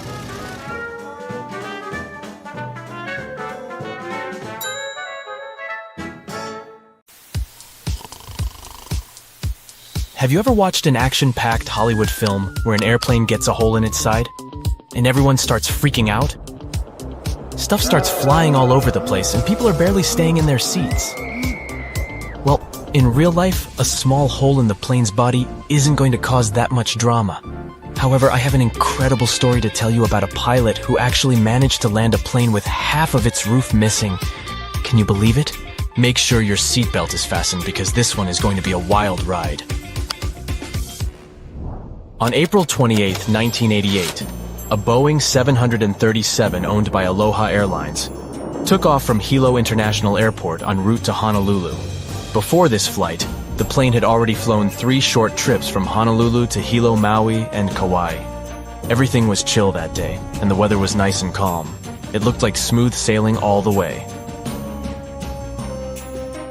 The captain of the flight was Robert Schornsteimer, and the co-pilot was Madeline Tompkins, both experienced pilots with thousands of flight hours in the Boeing 737. Bright and early that morning, before taking off from Honolulu, Madeline did the regular pre-flight inspection and said that everything was good to go. At 11 a.m., they took off from Honolulu and went to Maui, then Hilo. When they got to Hilo, they didn't leave the cockpit or check the plane from the outside. It wasn't a requirement, so why bother? At 1:25 p.m., the plane took off for the final leg of the round trip, with 95 people on board. 89 passengers, 2 pilots, 3 flight attendants, and an FAA traffic controller who sat in the observer seat in the cockpit. The plane had taken off like normal and reached its cruising altitude of 24,000 feet without any hiccups. But then, 26 miles from Kahului, things went totally haywire. The pilots heard a loud whooshing sound, followed by a crack, and then a rush of wind that was so loud it was deafening. Turns out, a small section of the roof on the left side had come loose, causing the plane to decompress explosively. And to make matters even worse, the decompression caused a chain reaction that led to a huge chunk of the plane's roof ripping off completely. That missing part was a massive 18.5 feet long and was part of the skin that covered the plane from the cockpit all the way back to the forewing area. The pilots didn't have a clue what was going on when the disaster struck. The first officer, who was the one in charge of the plane at that time, suddenly felt her head snap back, and then she saw a bunch of gray insulation and debris flying around the cockpit like it was a tornado. Meanwhile, the captain took a look around and was shocked to see that the cockpit door was nowhere to be seen, and instead of the first-class ceiling, he was staring straight up at the sky. The plane started to tilt from side to side, making it challenging to keep it under control. The crew in the cockpit quickly put on their oxygen masks, and the captain took over control of the plane. He then initiated an emergency descent towards the nearest airport on Maui Island. Luckily, all the passengers were seated, and most of them had their seatbelts fastened since the seatbelt sign was still on. Unfortunately, the 3 flight attendants were caught off guard. One of them was near the hole and was pulled out of the plane. The other 2 were thrown to the floor, with one of them hitting her head hard and losing consciousness. The third attendant tried to help the passengers and keep them calm. At the same time, the pilots were desperately trying to let air traffic control know that they were in trouble. But there were communication problems even between themselves due to the loud noise and the fact that they were wearing oxygen masks. They had to resort to hand signals to understand each other. Moreover, they were unsure whether their messages were being heard by ATC. The plane's controls were not responding properly, which made the captain's job of flying the plane even harder. The first officer was doing her best to assist the captain and communicate with the tower. It was only after the plane descended to an altitude of 14,000 feet that the controller finally received their distress call and immediately started making arrangements for an emergency landing. The control tower wasn't prepared for a situation like this, though. In fact, the tower had to call 911, just like any other regular person would do in case of an emergency. The problem was that the controller didn't understand the severity of the situation, and they didn't realize that the passengers and crew members would need medical help. This was because the crew had only reported a rapid decompression and hadn't explained the entire situation in detail. The plane was in a very bad mess, but the captain was doing everything he could to safely land the plane. As they descended towards the airport, the captain commanded the first officer to lower the landing gear, but the indicator light didn't turn on. The plane also had an issue with the left engine, which failed as they approached the runway. Despite these problems, the captain used the reverse thrust of the working engine to try and land the plane. It was a difficult and dangerous task, but they managed to land the plane safely on the runway. The passengers and crew members were then evacuated from the plane. It was a miracle that everyone survived. However, 65 people were injured. They had been hit by debris and pieces of the plane's body that were flying around. Unfortunately, the ground staff wasn't aware of the severity of the situation and didn't have enough resources to provide immediate medical assistance to the injured passengers. The first ambulance arrived 7 minutes after the plane landed, which wasn't an ideal scenario. Furthermore, there were only 2 ambulances on the entire island, which couldn't accommodate all the injured people. As a result, tour vans were used to transport the passengers to the hospital. Fortunately, 2 drivers who were former paramedics provided immediate first aid to the injured right on the runway. Meanwhile, the airport mechanics and office staff took the vans to the hospital, which was located 3 miles away. Despite the chaotic and stressful circumstances, only 8 people suffered severe injuries, but they all later made a full recovery. The plane was in really bad shape though, and it was no wonder it couldn't handle the stress of the decompression incident. Despite its age not being a problem, it had experienced a whole lot of takeoffs and landings, which took a toll on its integrity. The salty and humid environment it operated in only added to the damage. You see, planes are designed to withstand a certain number of flight cycles, and this plane had exceeded that number by a long shot. The majority of its flights were short domestic ones, which meant it had to take off and land way more times than it was designed for. This is what ultimately led to the roof coming off during the flight. The poor condition of the plane meant that it was beyond repair and had to be dismantled right there at the airport. What's interesting is that in an interview after the accident, one passenger recalled that she had noticed a crack in the plane's fuselage while she was boarding. She didn't tell the flight crew about it because she didn't think it was worth it, so they didn't know to check it. It's important to remember that these types of accidents are very rare nowadays. Major airlines and airports take numerous steps to ensure safety, and according to Harvard University, the chances of being in an airplane accident are about 1 in 1.2 million. That's a tiny percentage, and I don't know about you, but I find that very comforting. And even if something did happen, such as the roof of the plane coming off, it's reassuring to know that the pilots are trained to handle emergencies and can still land the plane safely.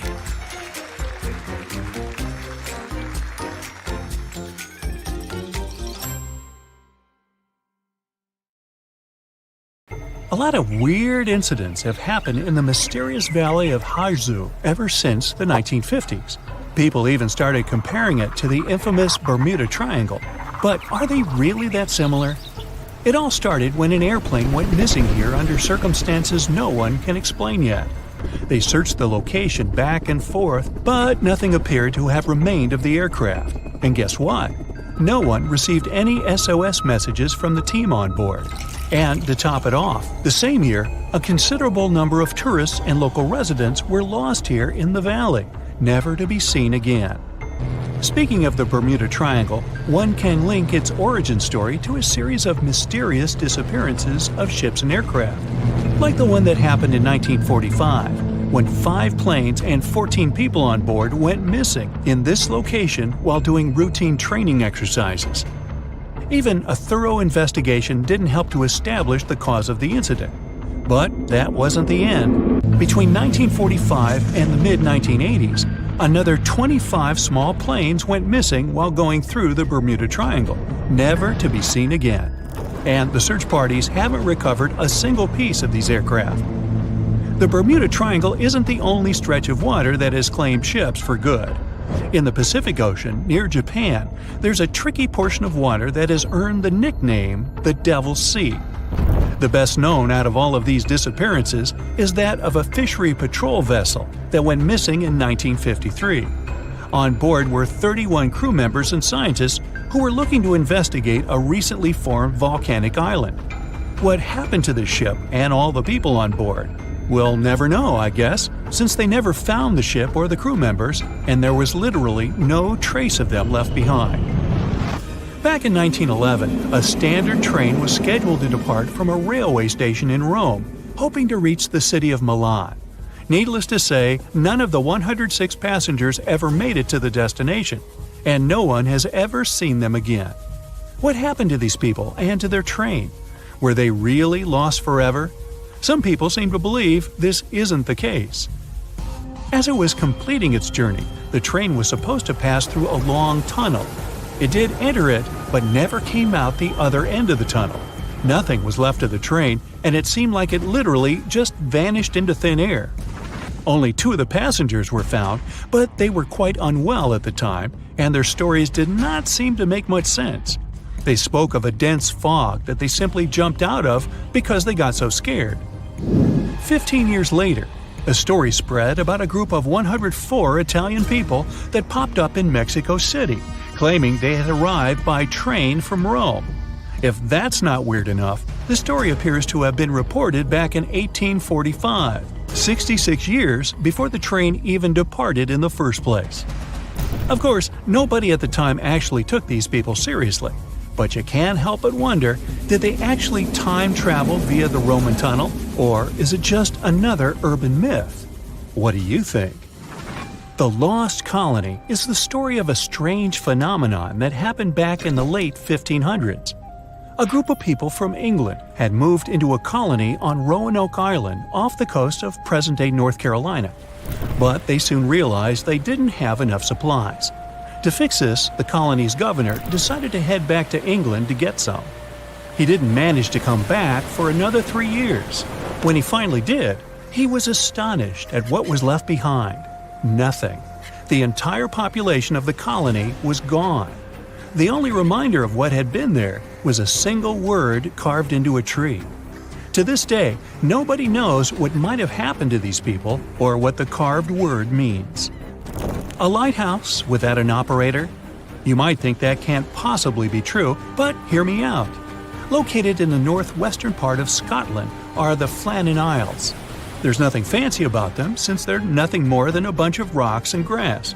But there is a famous lighthouse here hiding a dark secret.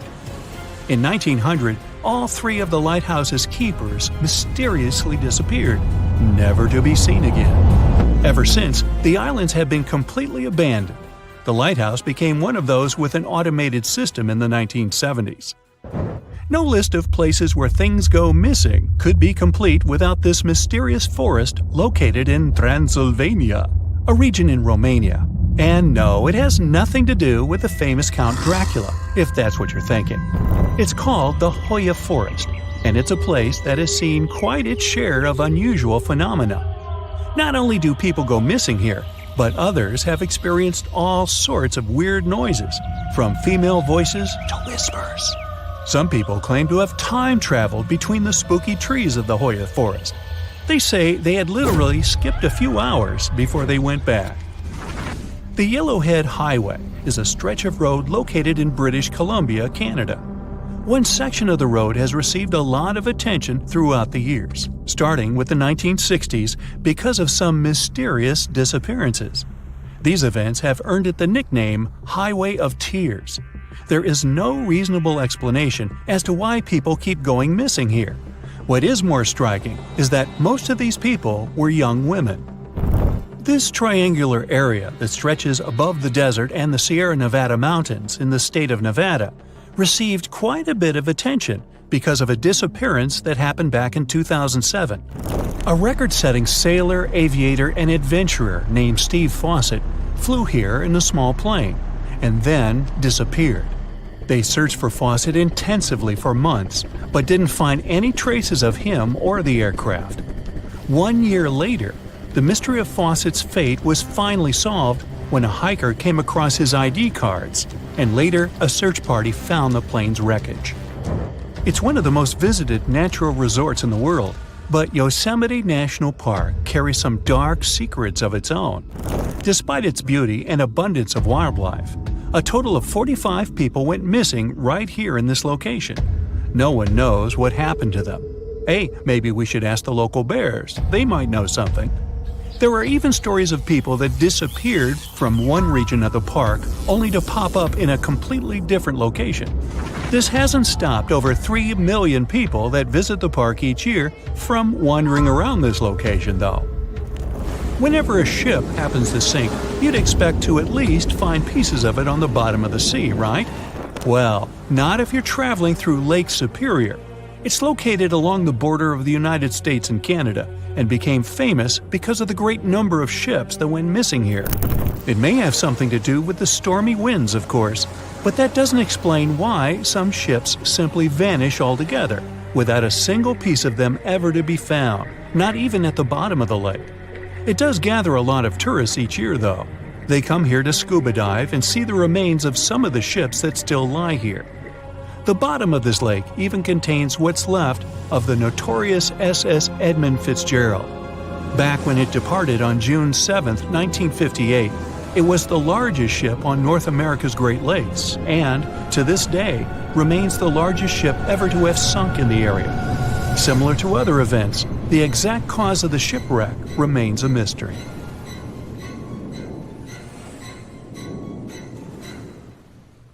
The moon shines brightly and illuminates the black water of the ocean.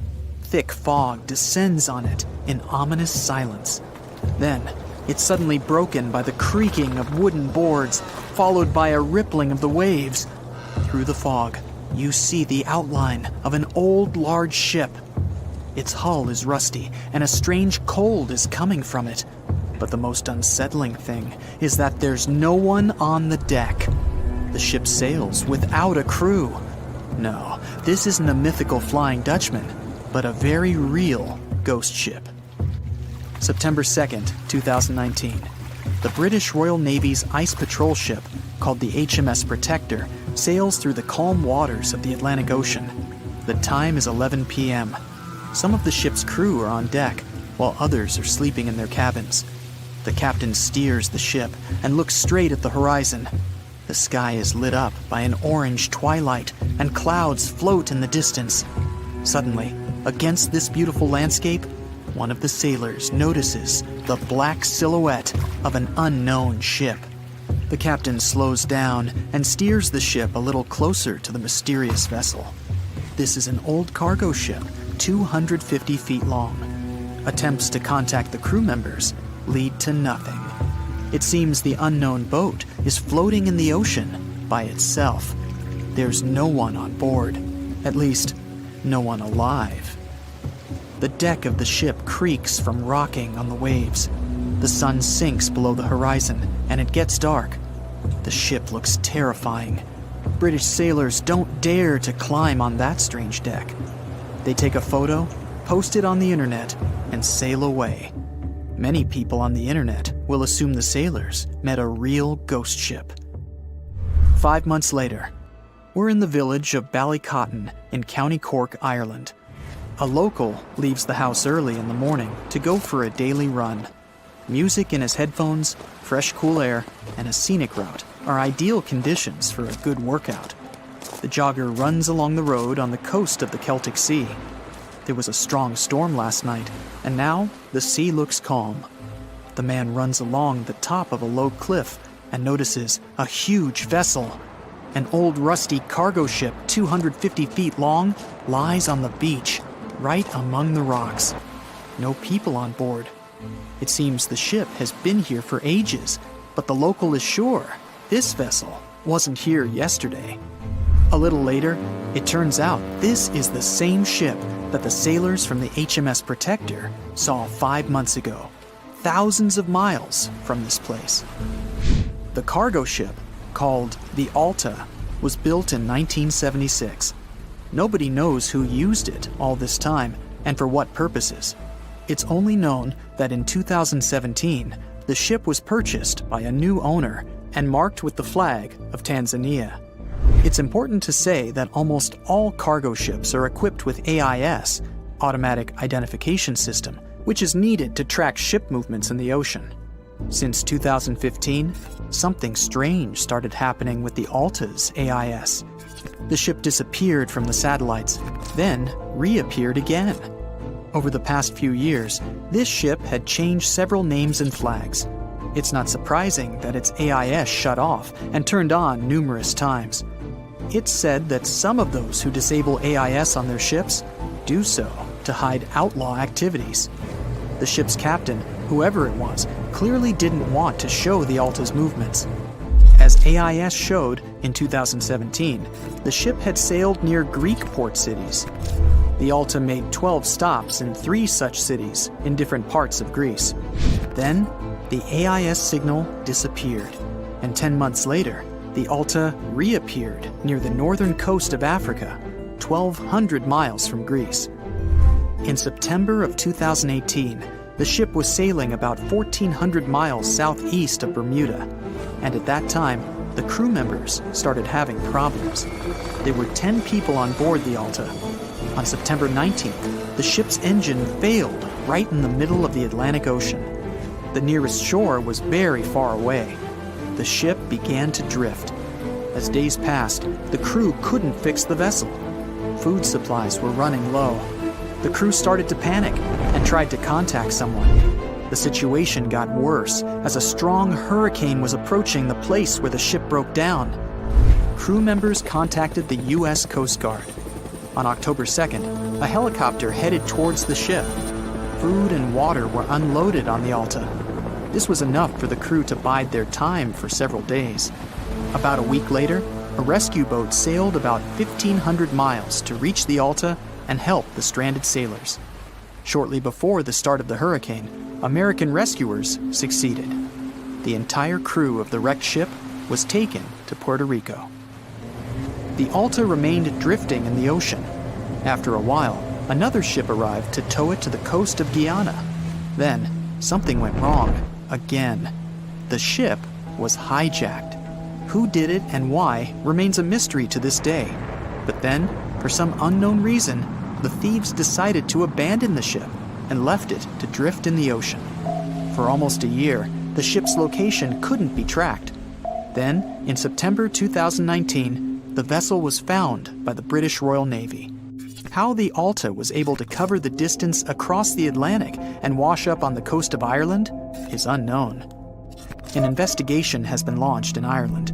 It's necessary to identify the owner of the vessel and find a responsible person to take on the task of towing it.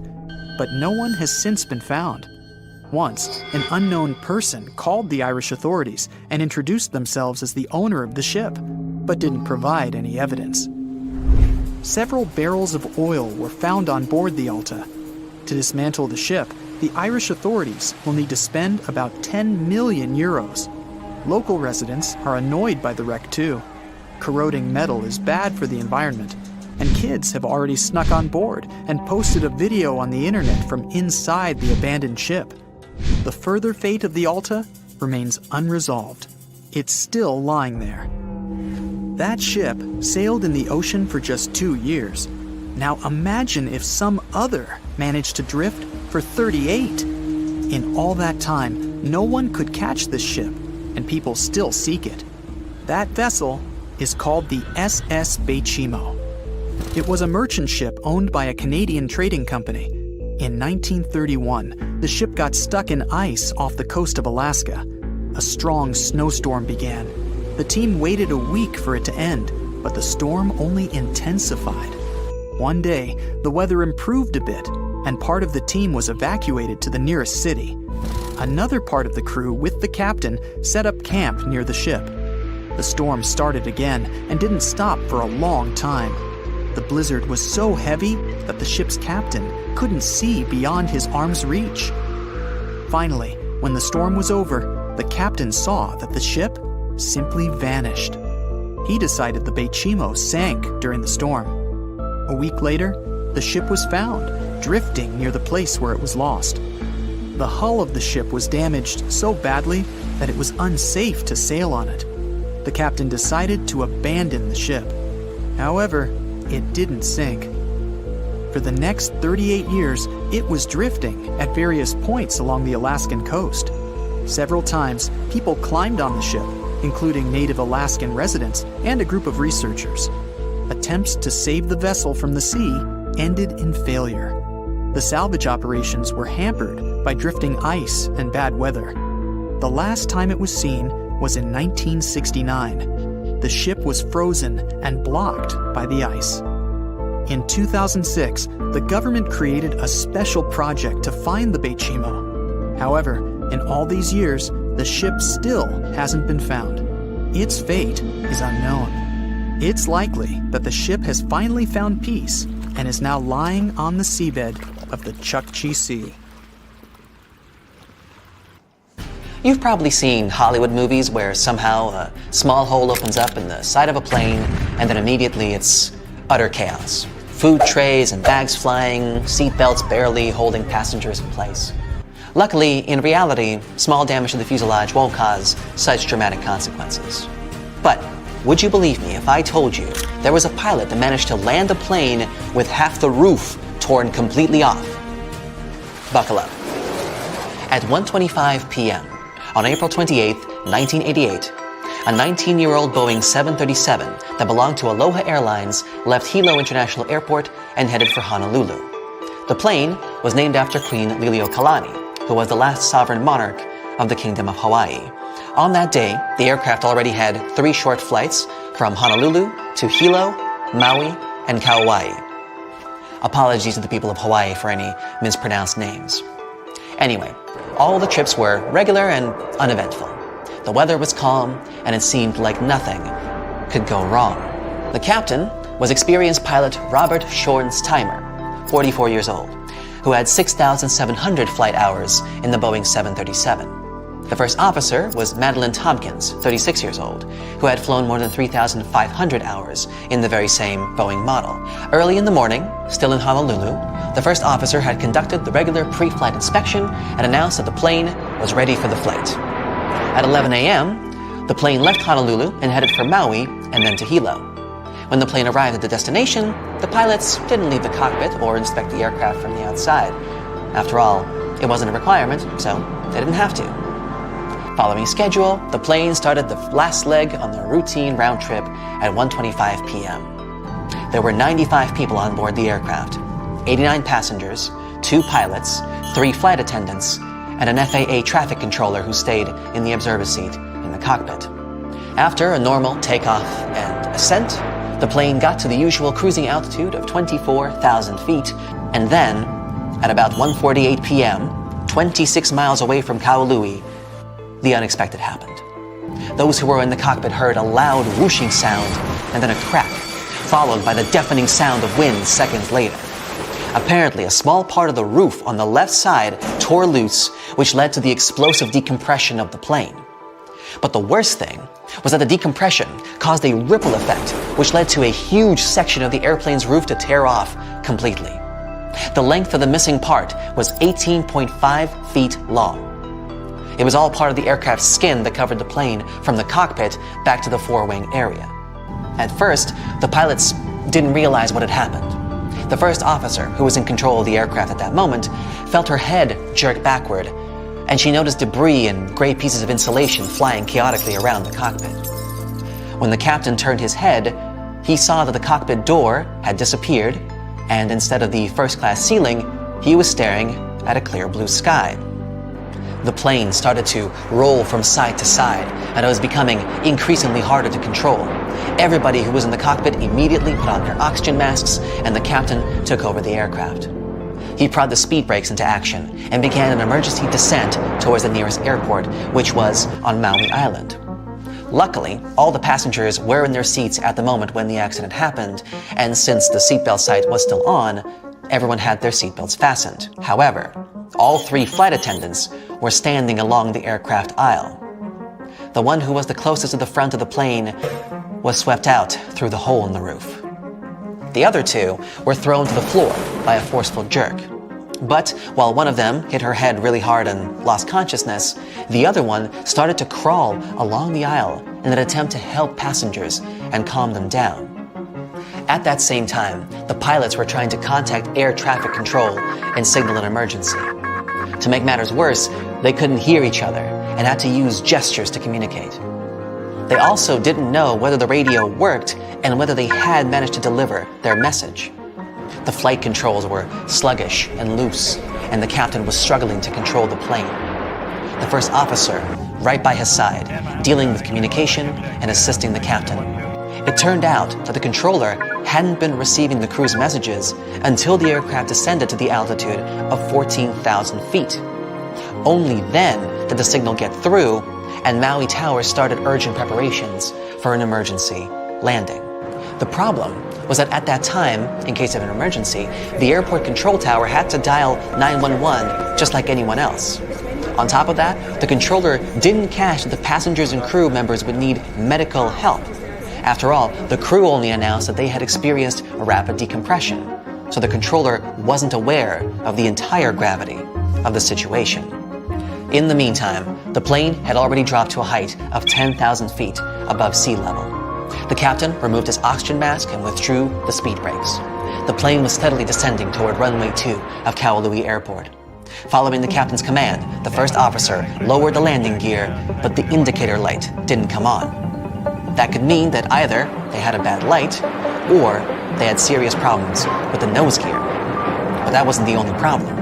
As the plane was approaching the runway, the left engine failed, and the aircraft started rocking and shaking. The captain made an attempt to restart the engine, but didn't succeed. And yet, still, with the help of the reverse thrust of the second, still working engine, at 1:58 p.m., just 10 minutes after the emergency and 35 minutes after the takeoff, Aloha Airlines Flight 243 did manage to touch down on the runway of Aloha Airport and come to a complete stop. Landing a plane with such a huge loss of integrity was an unprecedented feat. As soon as the plane stopped, the evacuation began. Everyone on the plane, except for the one flight attendant who had been pulled out of the plane, was alive, although 65 people were injured. Most people had been hurt by flying debris and torn pieces of fuselage. Unfortunately, since nobody on the ground had known how serious the situation was, no ambulances were waiting for the injured. The first one arrived 7 minutes after the plane landed, and there were only 2 ambulances on the entire island, which obviously couldn't fit all the people. That's why the passengers had to be transported to the hospital in several 15-passenger tour vans that belonged to the company Akamai Tours. Luckily, 2 Akamai drivers used to be paramedics, so they started to tend to the injured right on the runway.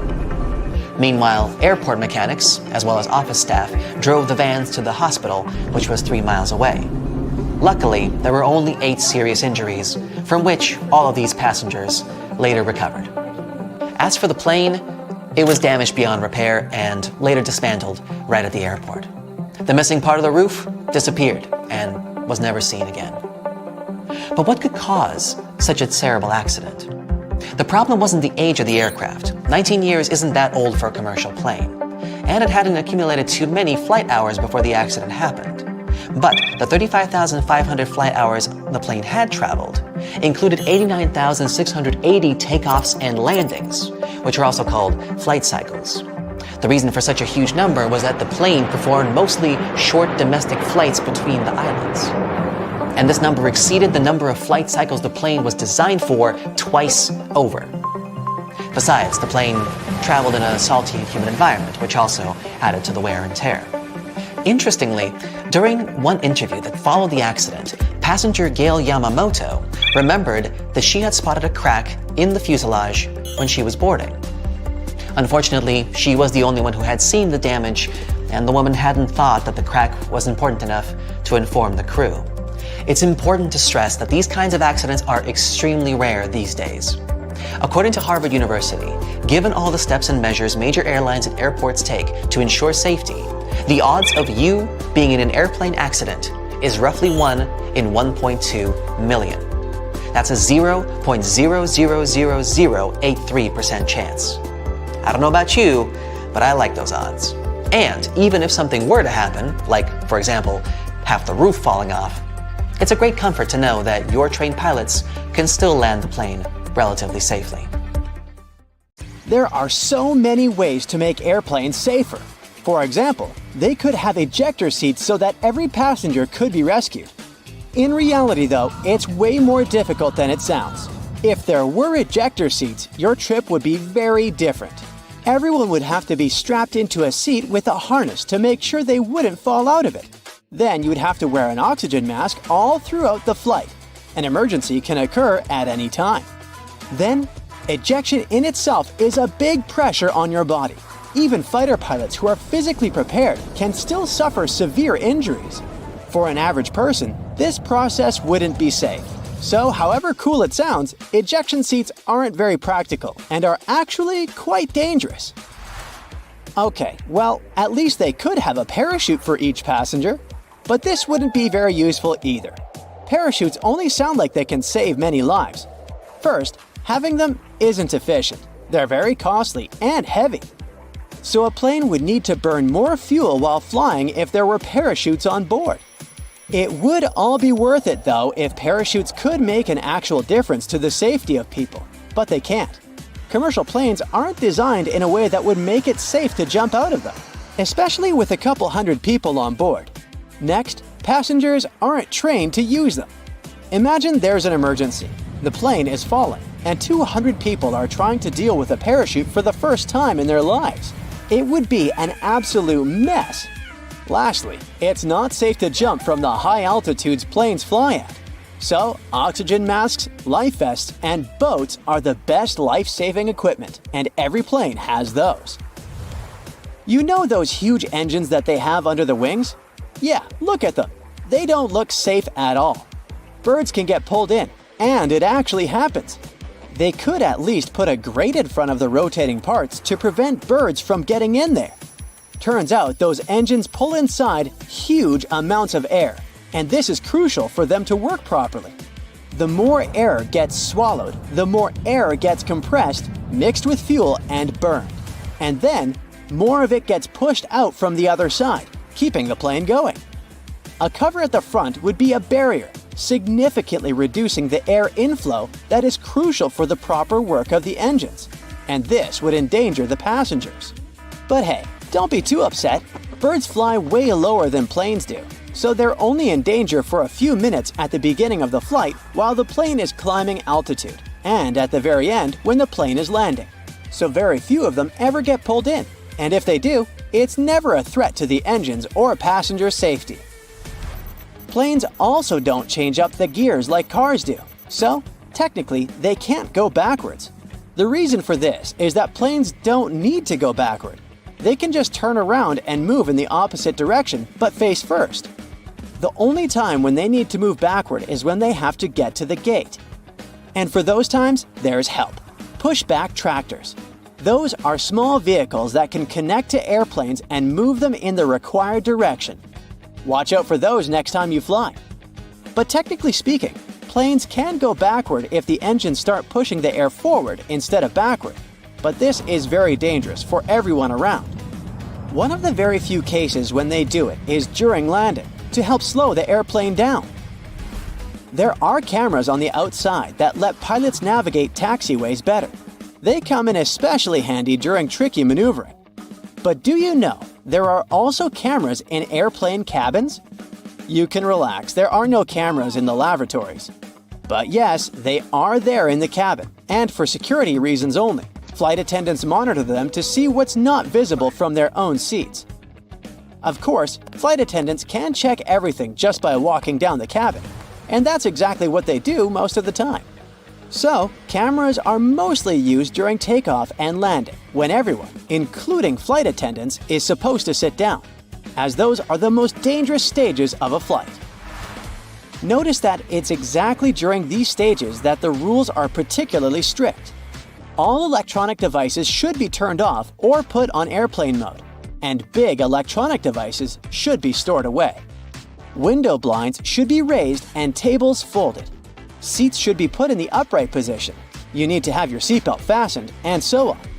This is all done for safety and to ensure fast evacuation in case of emergency. So let's discuss these rules. Airplane mode on electronic devices is important to make sure that the signals that devices transmit don't interfere with the plane's electronic systems. If they interfere, they will block the radio's frequency pilots need to get their instructions. Do you remember that clicking sound a speaker makes right before your cell phone gets a call if the two devices are close? This is the sound pilots might hear while communicating with air traffic control. Now, putting away large devices like laptops is important because they might turn into obstacles if you need to get out of the plane fast in case of an emergency. All the pathways should be as clear as possible. This is why everything should be packed away, seats straightened, and tables folded. There should be nothing blocking anyone's way. And lastly, window blinds. The lights on the airplane get turned off too. Those two things are done to make sure your eyes get used to the natural light outside the aircraft. Imagine it's night, some emergency happens, and the lights that were left on suddenly go off. People need to evacuate as fast as possible, but their eyes aren't adjusted to the dark yet, and they can't see anything. This will slow everyone down. If the lights inside are out, people get used to the darkness and will be able to evacuate faster. The same goes for window blinds. If it's day and they are raised, people are used to the light outside and can evacuate faster. Another reason is that when blinds are raised during landing, people outside can see what's going on inside the plane. For example, if there's fire or smoke and where exactly. This way, they can plan the evacuation process better. Also, you might have noticed black triangles drawn above some windows on the airplane. These triangles mark the seats from which the view on the airplane's wings is the best. It's needed for the crew to find the spot as fast as possible if, in case of emergency, they need to inspect the engines, slats, or flaps. This little triangle saves the plane crew a lot of time. We do talk about emergencies a lot, but they really don't happen often. It's more dangerous to drive a car than to fly by plane, and most of us get in the car every day. Yet, the fear of flying is still very much out there, and people can get superstitious. In many cultures, the number 13 is considered unlucky, so airplane companies that often fly to those destinations just omit row 13. It's a small thing to do, but it can spare a few anxious passengers who happen to sit in row 13. In other cultures, like in Italy and Brazil, 17 is the unlucky number, and some aircraft have both rows 13 and 17 missing. In airplanes that fly to China, they can often omit row 14 instead. A lot of airports are built near water, and there's a whole bunch of reasons for this. First off, most airports are located in big cities, and big cities are usually built near some form of water anyway. Back in the day, before trucks and proper roads were built, goods were transported by ship. Having a river or ocean nearby was vital to deliver essential supplies to the cities, like food and building supplies. It also allowed for trading to boost the local economies. Because most people travel into big cities for business and holidays, rather than rural areas, it made sense to build the airports there. The high demand for travel meant that the airports were needed and also made them profitable. But that's not the only reason they're built near water. Big cities are usually super crowded, and airports require a lot of land. Imagine trying to find a space big enough in the middle of New York City to put an airport. It would be basically impossible. Areas next to water are usually a bit more rural, so there's more space than the big cities filled with skyscrapers. Some countries have even taken this one step further. Land is really scarce in Japan, so to build Kansai International Airport, the architects of Osaka headed 3 miles offshore to Osaka Bay to make a man-made island. The artificial island is 13,200 feet long and 8,500 feet wide. That's so big that it can even be seen from space. It took a whopping 38 months to complete, and travelers can get across to the main island of Honshu via car, railroad, or high-speed ferry. Kansai International Airport opened in 1994 and became the world's first airport to be built on the sea. Despite its location, it has the longest airport terminal in the world with a length of just under 1 mile. Airplanes also can't have any obstacles around them when landing. It would be really difficult to try landing a plane with obstructions. These include trees, mountains, buildings, and power lines. Over water, nothing will restrict planes from taking off or landing, making it much safer. On mountainous islands, runways are often parallel to the ocean, as the mountains are inland, just like in the Gran Canaria Airport located on one of the Canary Islands. It also links to safety reasons. If a plane has to cancel a runway landing and go back around again, there must be enough room for it to do this safely without hitting anything. It's also got to be able to climb back up into the air at a safe angle to avoid causing problems for the passengers inside. Reaching this safe altitude is much easier, quicker, and safer by the sea, compared to big cities or mountainous areas. Speaking of failed landings, pilots are trained to deal with engine failure on takeoff. If a plane reaches the right speed for takeoff, it has to leave the runway, even if the engine fails. But don't worry, planes can still fly with only one engine. It just requires a bit more effort. Because of the reduced capacity, it takes longer to reach the right altitude, and more space is required for takeoff. Taking off towards the ocean makes it easier to climb to a safe altitude without worrying about colliding with any obstacles. Another reason for airports being built at water level is that the higher up we go, the thinner the air becomes. It causes the thrust of the engines to decrease, as well as the lift produced by the wings. Setting off from higher areas means it's more difficult for the planes to take off. In terms of money, this would mean building longer runways, which would cost more, and no one wants that. This also means the planes require less fuel as they don't burn as much energy on takeoff, and there's less noise made as the planes don't have to work as hard. But despite this making the planes less noisy, airports are going to have pretty high noise levels. Imagine hearing planes zooming over your house while you're trying to get sleep at night. This is a key reason why airports are usually built on the coast, far away from any residential areas, as fish aren't generally known to file noise complaints. In some countries, airports actually have to provide upgrades for nearby houses that will be affected by the noise. Germany is one of these countries, and they do everything from improving roofs to adding wall insulation to cover all that noise. Building by the coast means that they don't have to pay up for all these expensive upgrades, which saves the airport lots of cash. Coastal areas also have weather advantages for flying. Sea breezes are steady winds that blow from the water to the land. Planes mostly land and take off with the wind, making it the perfect place to build an airport as there'll be no delays caused by unexpected strong winds. But while the sea breezes that come in spring and summer are great, areas near water can be prone to fog during fall and winter, so this part has its pros and cons. But not every airport is on the coast, as it does also pose a number of issues too. One of the biggest is birds. Our feathered friends love the coast because of all the yummy fish, but they can cause big problems for pilots. But airports manage to get around this using scare tactics. Birds don't really enjoy noise, and planes aren't the quietest of things. Airports also make loud bangs and even train hawks to take down birds that are in the way. The most obvious risk of building close to the sea, though, is flooding. Airports cost crazy amounts of money to build, and planes aren't cheap either. Back in 2018, Kansai Airport was flooded by Typhoon Jebi. They had to cancel all operations for 2 days, and the water was so high that it damaged the engines of the planes.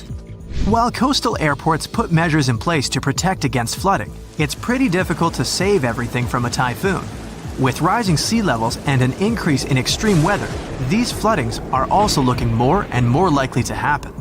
A quarter of the world's 100 busiest airports are less than 32 feet above sea level, and 12 of those, including New York, San Francisco, and Shanghai, are less than 16 feet.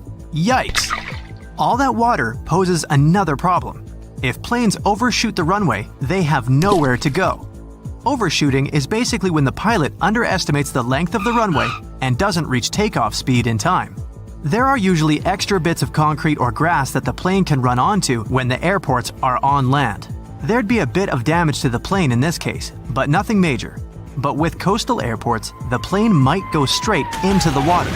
Luckily, there's new tech that aims to prevent this from happening. These new kits let the pilots enter in all the flight calculations, including the weather conditions that could affect takeoff. This system then calculates how much runway the plane will need to stop.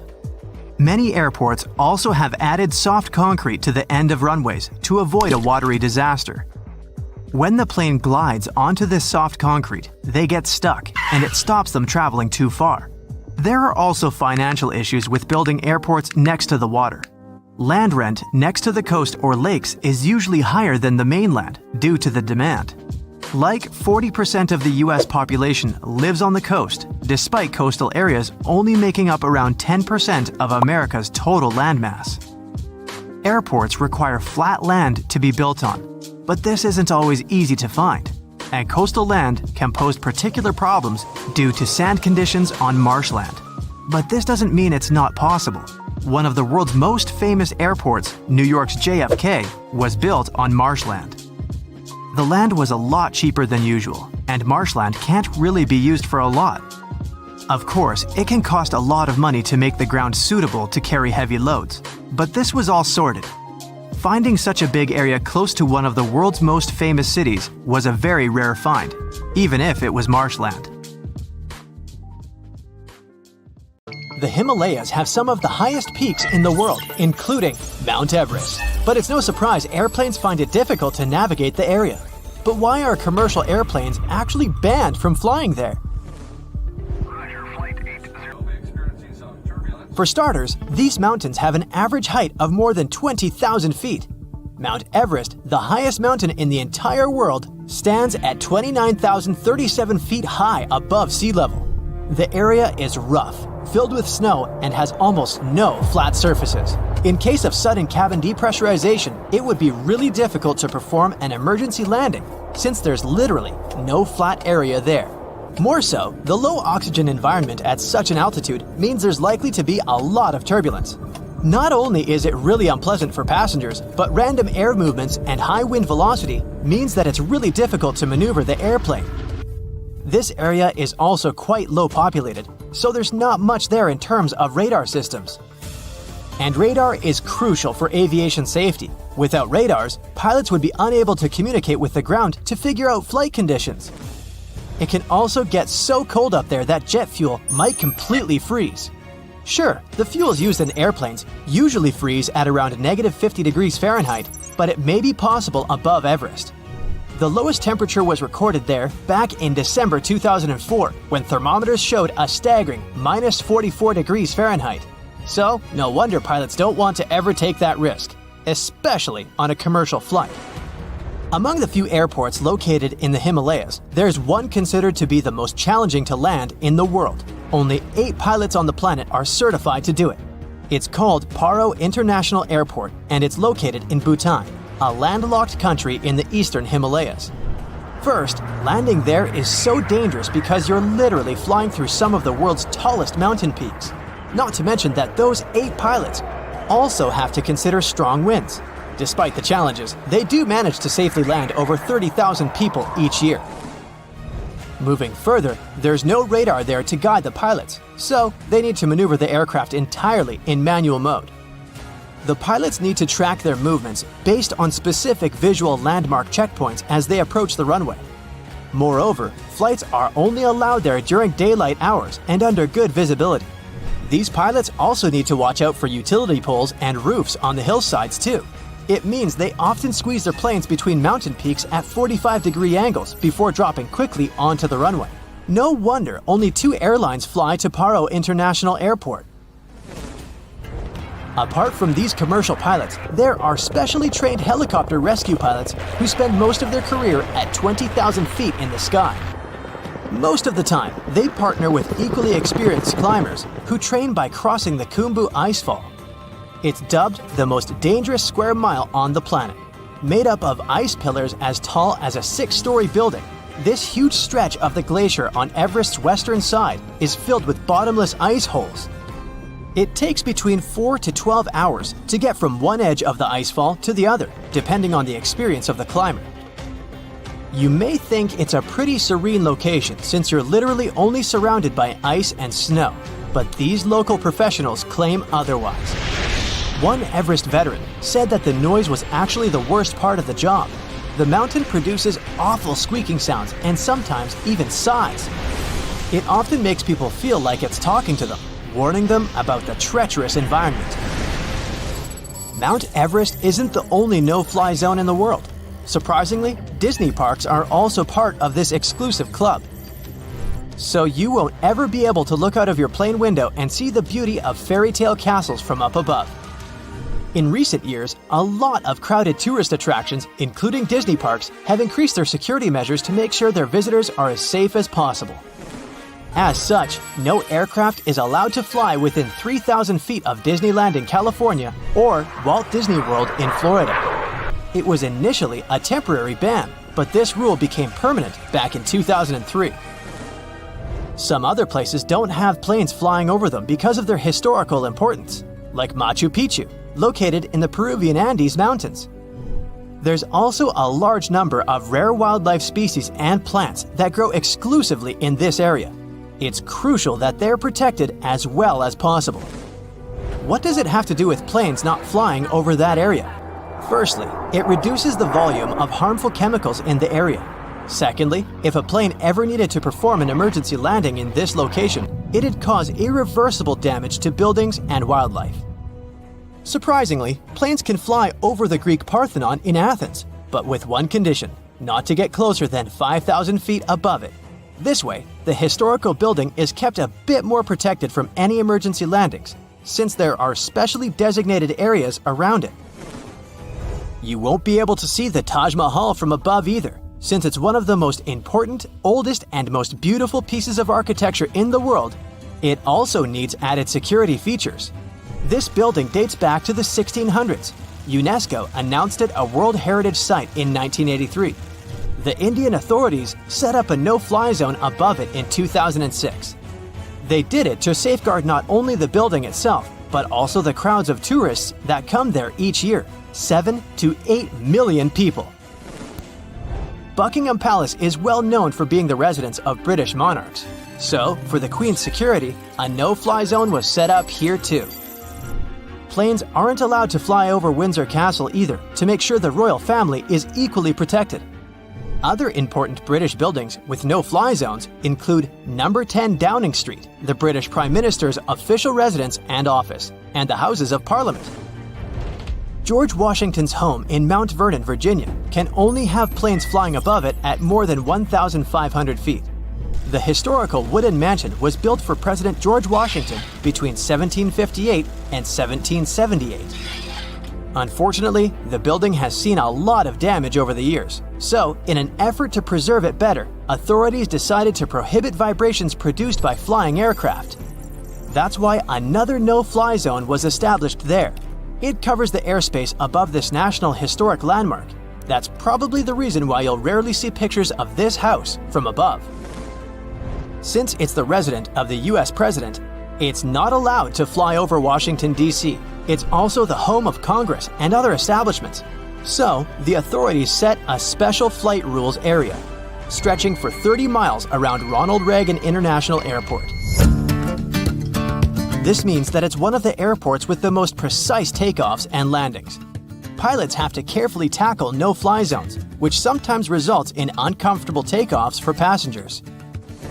Whenever a pilot breaks a no-fly zone, it's a big problem, like the one that happened back in 2005, when a pilot accidentally steered the plane into a prohibited zone. The capital had to be evacuated immediately, and their regular activities were interrupted. Other capitals of the world have similar requirements, like Budapest, for example.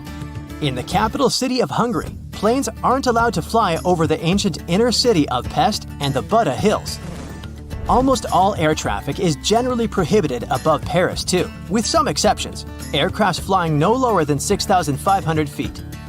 Flying helicopters are also a big no-no within the city limits.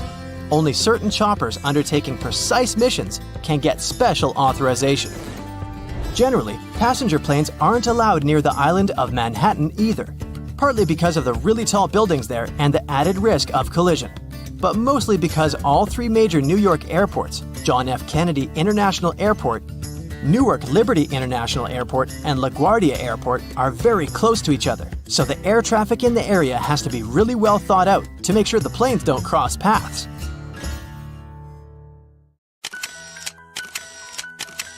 At the beginning of the 20th century, somewhere off the coast of West Africa, a German steamship was leaving the port. Suddenly, the weather got worse and the vessel entered a thick fog. The sailors ran aground on a sandbank close to the shore. Luckily, no one was hurt, and they were even able to save their precious cargo. But the ship was stuck in the sand for good. And it was not alone there.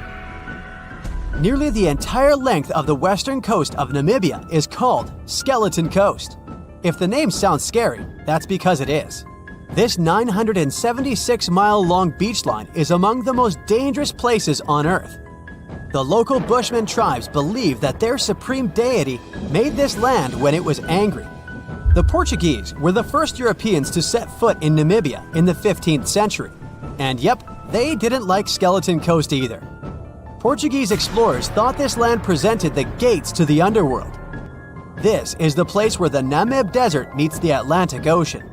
It might be dangerous, but it's actually beautiful. Plus, it's a UNESCO World Heritage Site. If Skeleton Coast had a PR manager, they would quit on the first day on the job. The area is not exactly tourist-friendly because of its geography and history.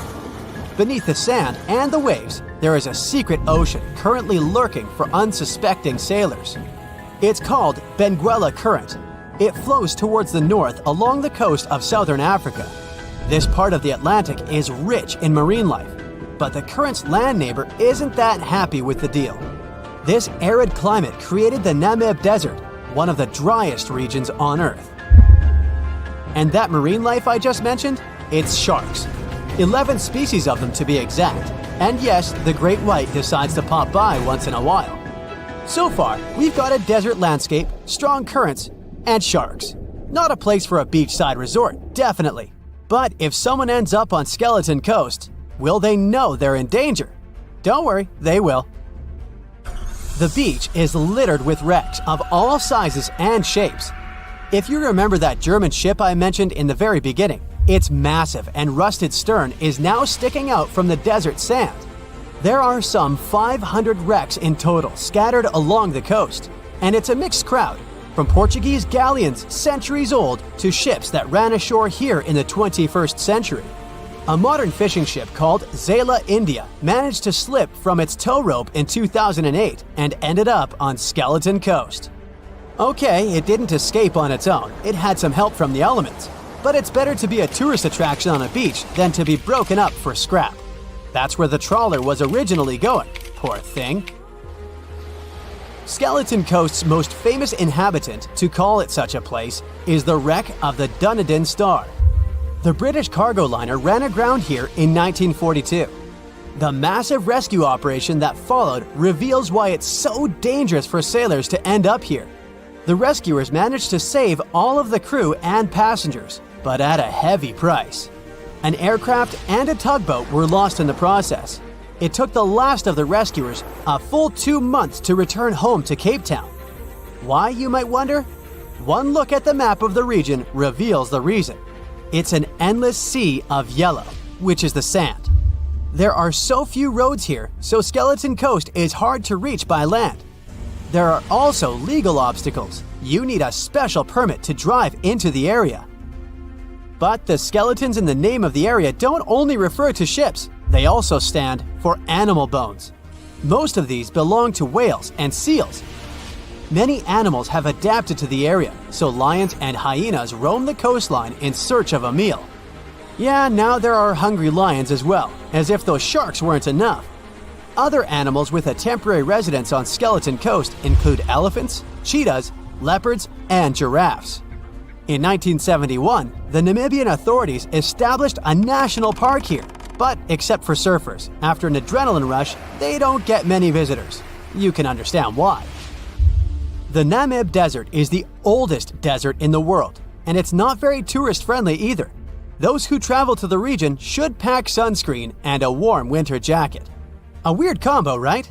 Well, not so much when you think that during the day, temperatures soar over 110 degrees Fahrenheit. At night, the air temperature drops below freezing. What a climate roller coaster! And that's not the final danger. Yep, there's more. Remember how that German ship got lost in thick fog? Yeah, it wasn't a one-off event. Because of the region's climate, fog shows up frequently. Sailors should cover their ears now, but this fog is actually good for wildlife. This is their only source of water in the Namib Desert. Reptiles and mammals have adapted to the harsh climate. They use as little water as possible. Shifting sands, thick fog, strong currents, lions, and sharks. Not the stuff you would put in a tourist booklet, but Skeleton Coast isn't the only beach on Earth you wouldn't want to spend your vacation on. I will take you to Cape Tribulation in Australia.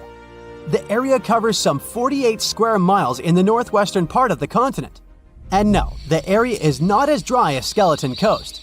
It's part of the Daintree rainforest. You could say that here, it is the rainforest, not the desert that meets the ocean.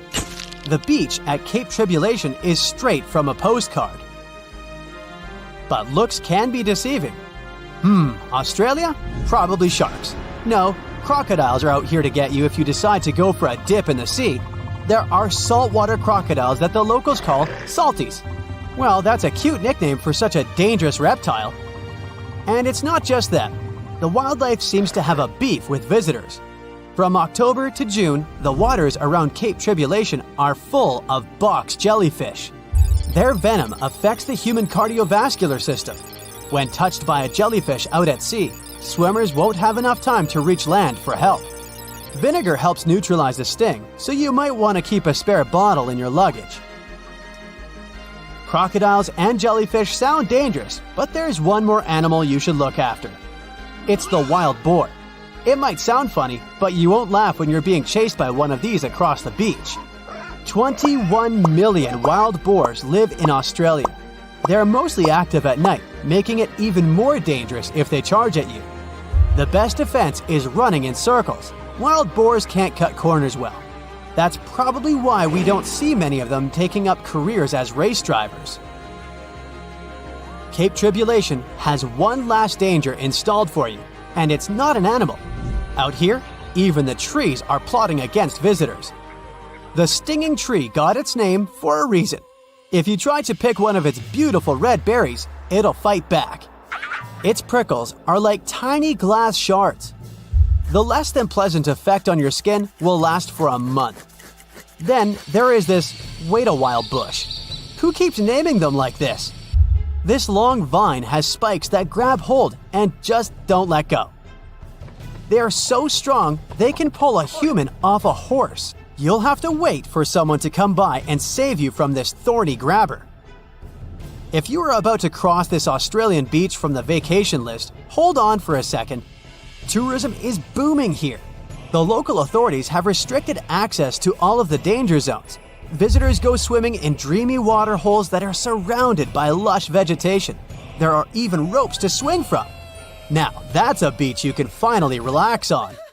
The voyage started just like any other. The cargo ship SS Cotopaxi is making another journey to Havana, Cuba to deliver coal. It's November 29, 1925. For Captain Meyer and his crew, leaving Charleston Port, South Carolina, it will be the last trip the ship ever makes. Its route ran through the Bermuda Triangle. 2 days into the trip, the Cotopaxi sent out a distress signal. It had got caught up in a strong tropical storm and turned over on its side. The wind was very strong and there was powerful lightning as well. Rain gradually filled the ship's hold. Then there was a bright white flash, and the ship disappeared without a trace. Later, its wreckage was found in the Gobi Desert, which is in a completely different part of the world. All 32 crew members, including the captain, were missing. Of course, the part about the Gobi Desert is fictional. For one of his movies, Steven Spielberg came up with the idea that the ship was moved there by aliens. Still, in real life, the ship was never found, and its crew really did disappear. It was officially declared missing a month afterward, and nobody could find the wreck. It seems like a classic case of mysterious things going on in the Bermuda Triangle. But most mysteries are solved sooner or later. In 2020, the Cotopaxi was found. A man named Michael Barnett had moved to Florida to study shipwrecks off the coast. One wreck in particular really caught his attention. It was much larger than the others, and the locals called it the Bear Wreck. It was about 40 miles from St. Augustine in northern Florida, but no one had ever managed to identify the rusty hull. So Michael started to do some detective work.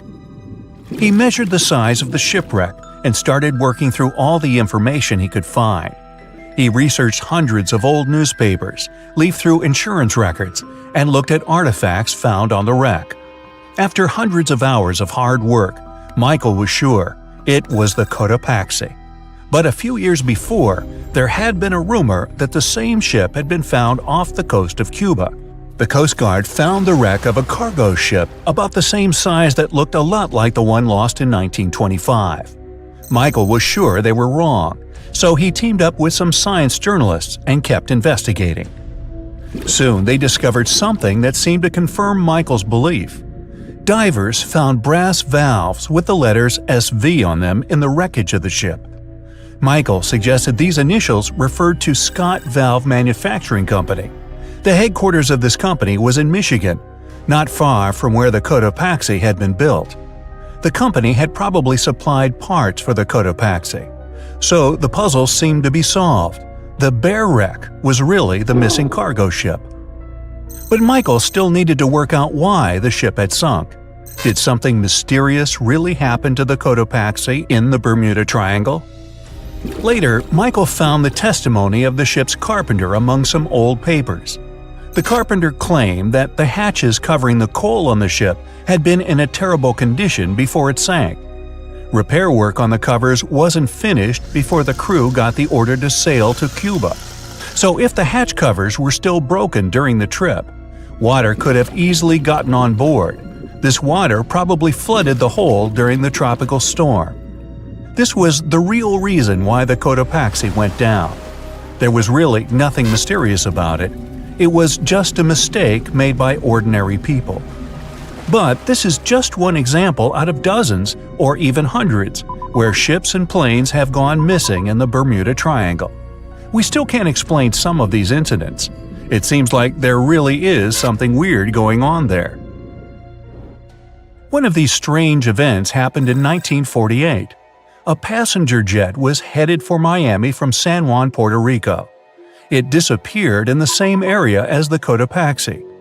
The 32 people on board vanished without a trace. The weather was clear throughout the flight, but experts think that when the plane was about 50 miles from the coast, it could have been hit by a strong wind that knocked it off course. Years later, a similar plane was found in the area of the Bermuda Triangle, but because no one could work out the registration, it was impossible to say for sure if it was the same one. Something even stranger occurred not long before, in 1945. 5 planes went missing all at the same time. Some trainee pilots were practicing their navigation skills, but when they'd finished, it seems they couldn't find their way back home and disappeared. Many people assume they just ran out of fuel. This seems likely, but still, the circumstances were really strange. The trainees were being supervised by an experienced pilot who had 2,500 hours of flight time. He would never have let a group of newbie pilots get that far away from their base. Even now, people still debate what could have happened. Some insist the pilots ran into something supernatural out there in the Bermuda Triangle. But who knows? And here's another freaky thing that happened there which no expert has been able to explain. Time travel.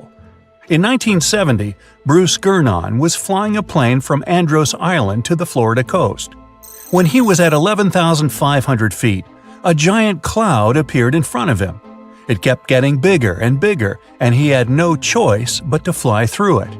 As soon as he did, the plane was surrounded by darkness. It was as if the day had turned to night in a split second. Suddenly, Bruce began to see white flashes of light around him. They were so bright that they lit up the entire sky. But they weren't lightning bolts, although he couldn't really explain what they were.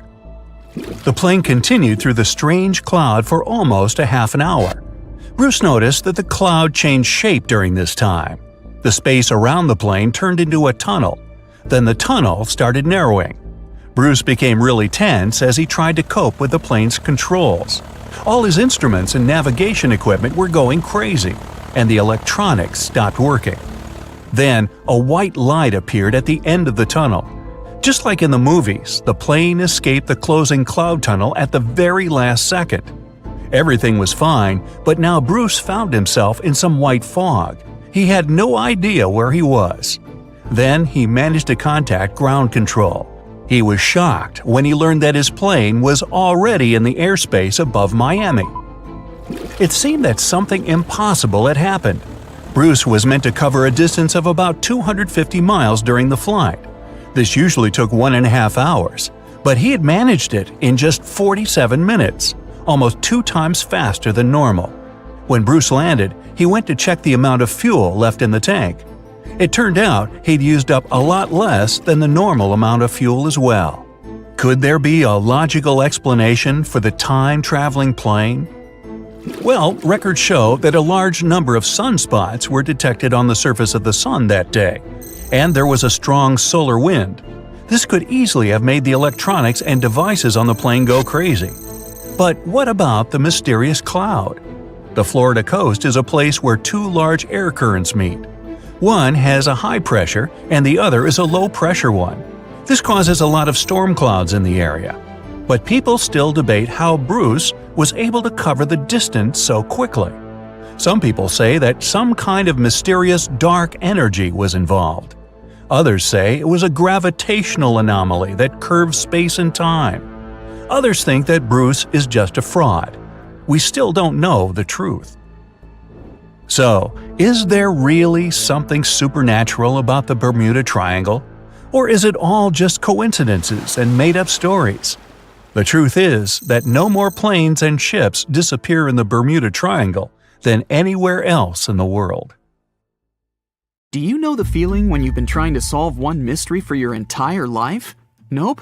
Well, Detective Anderson does. During almost 30 years of working for the police,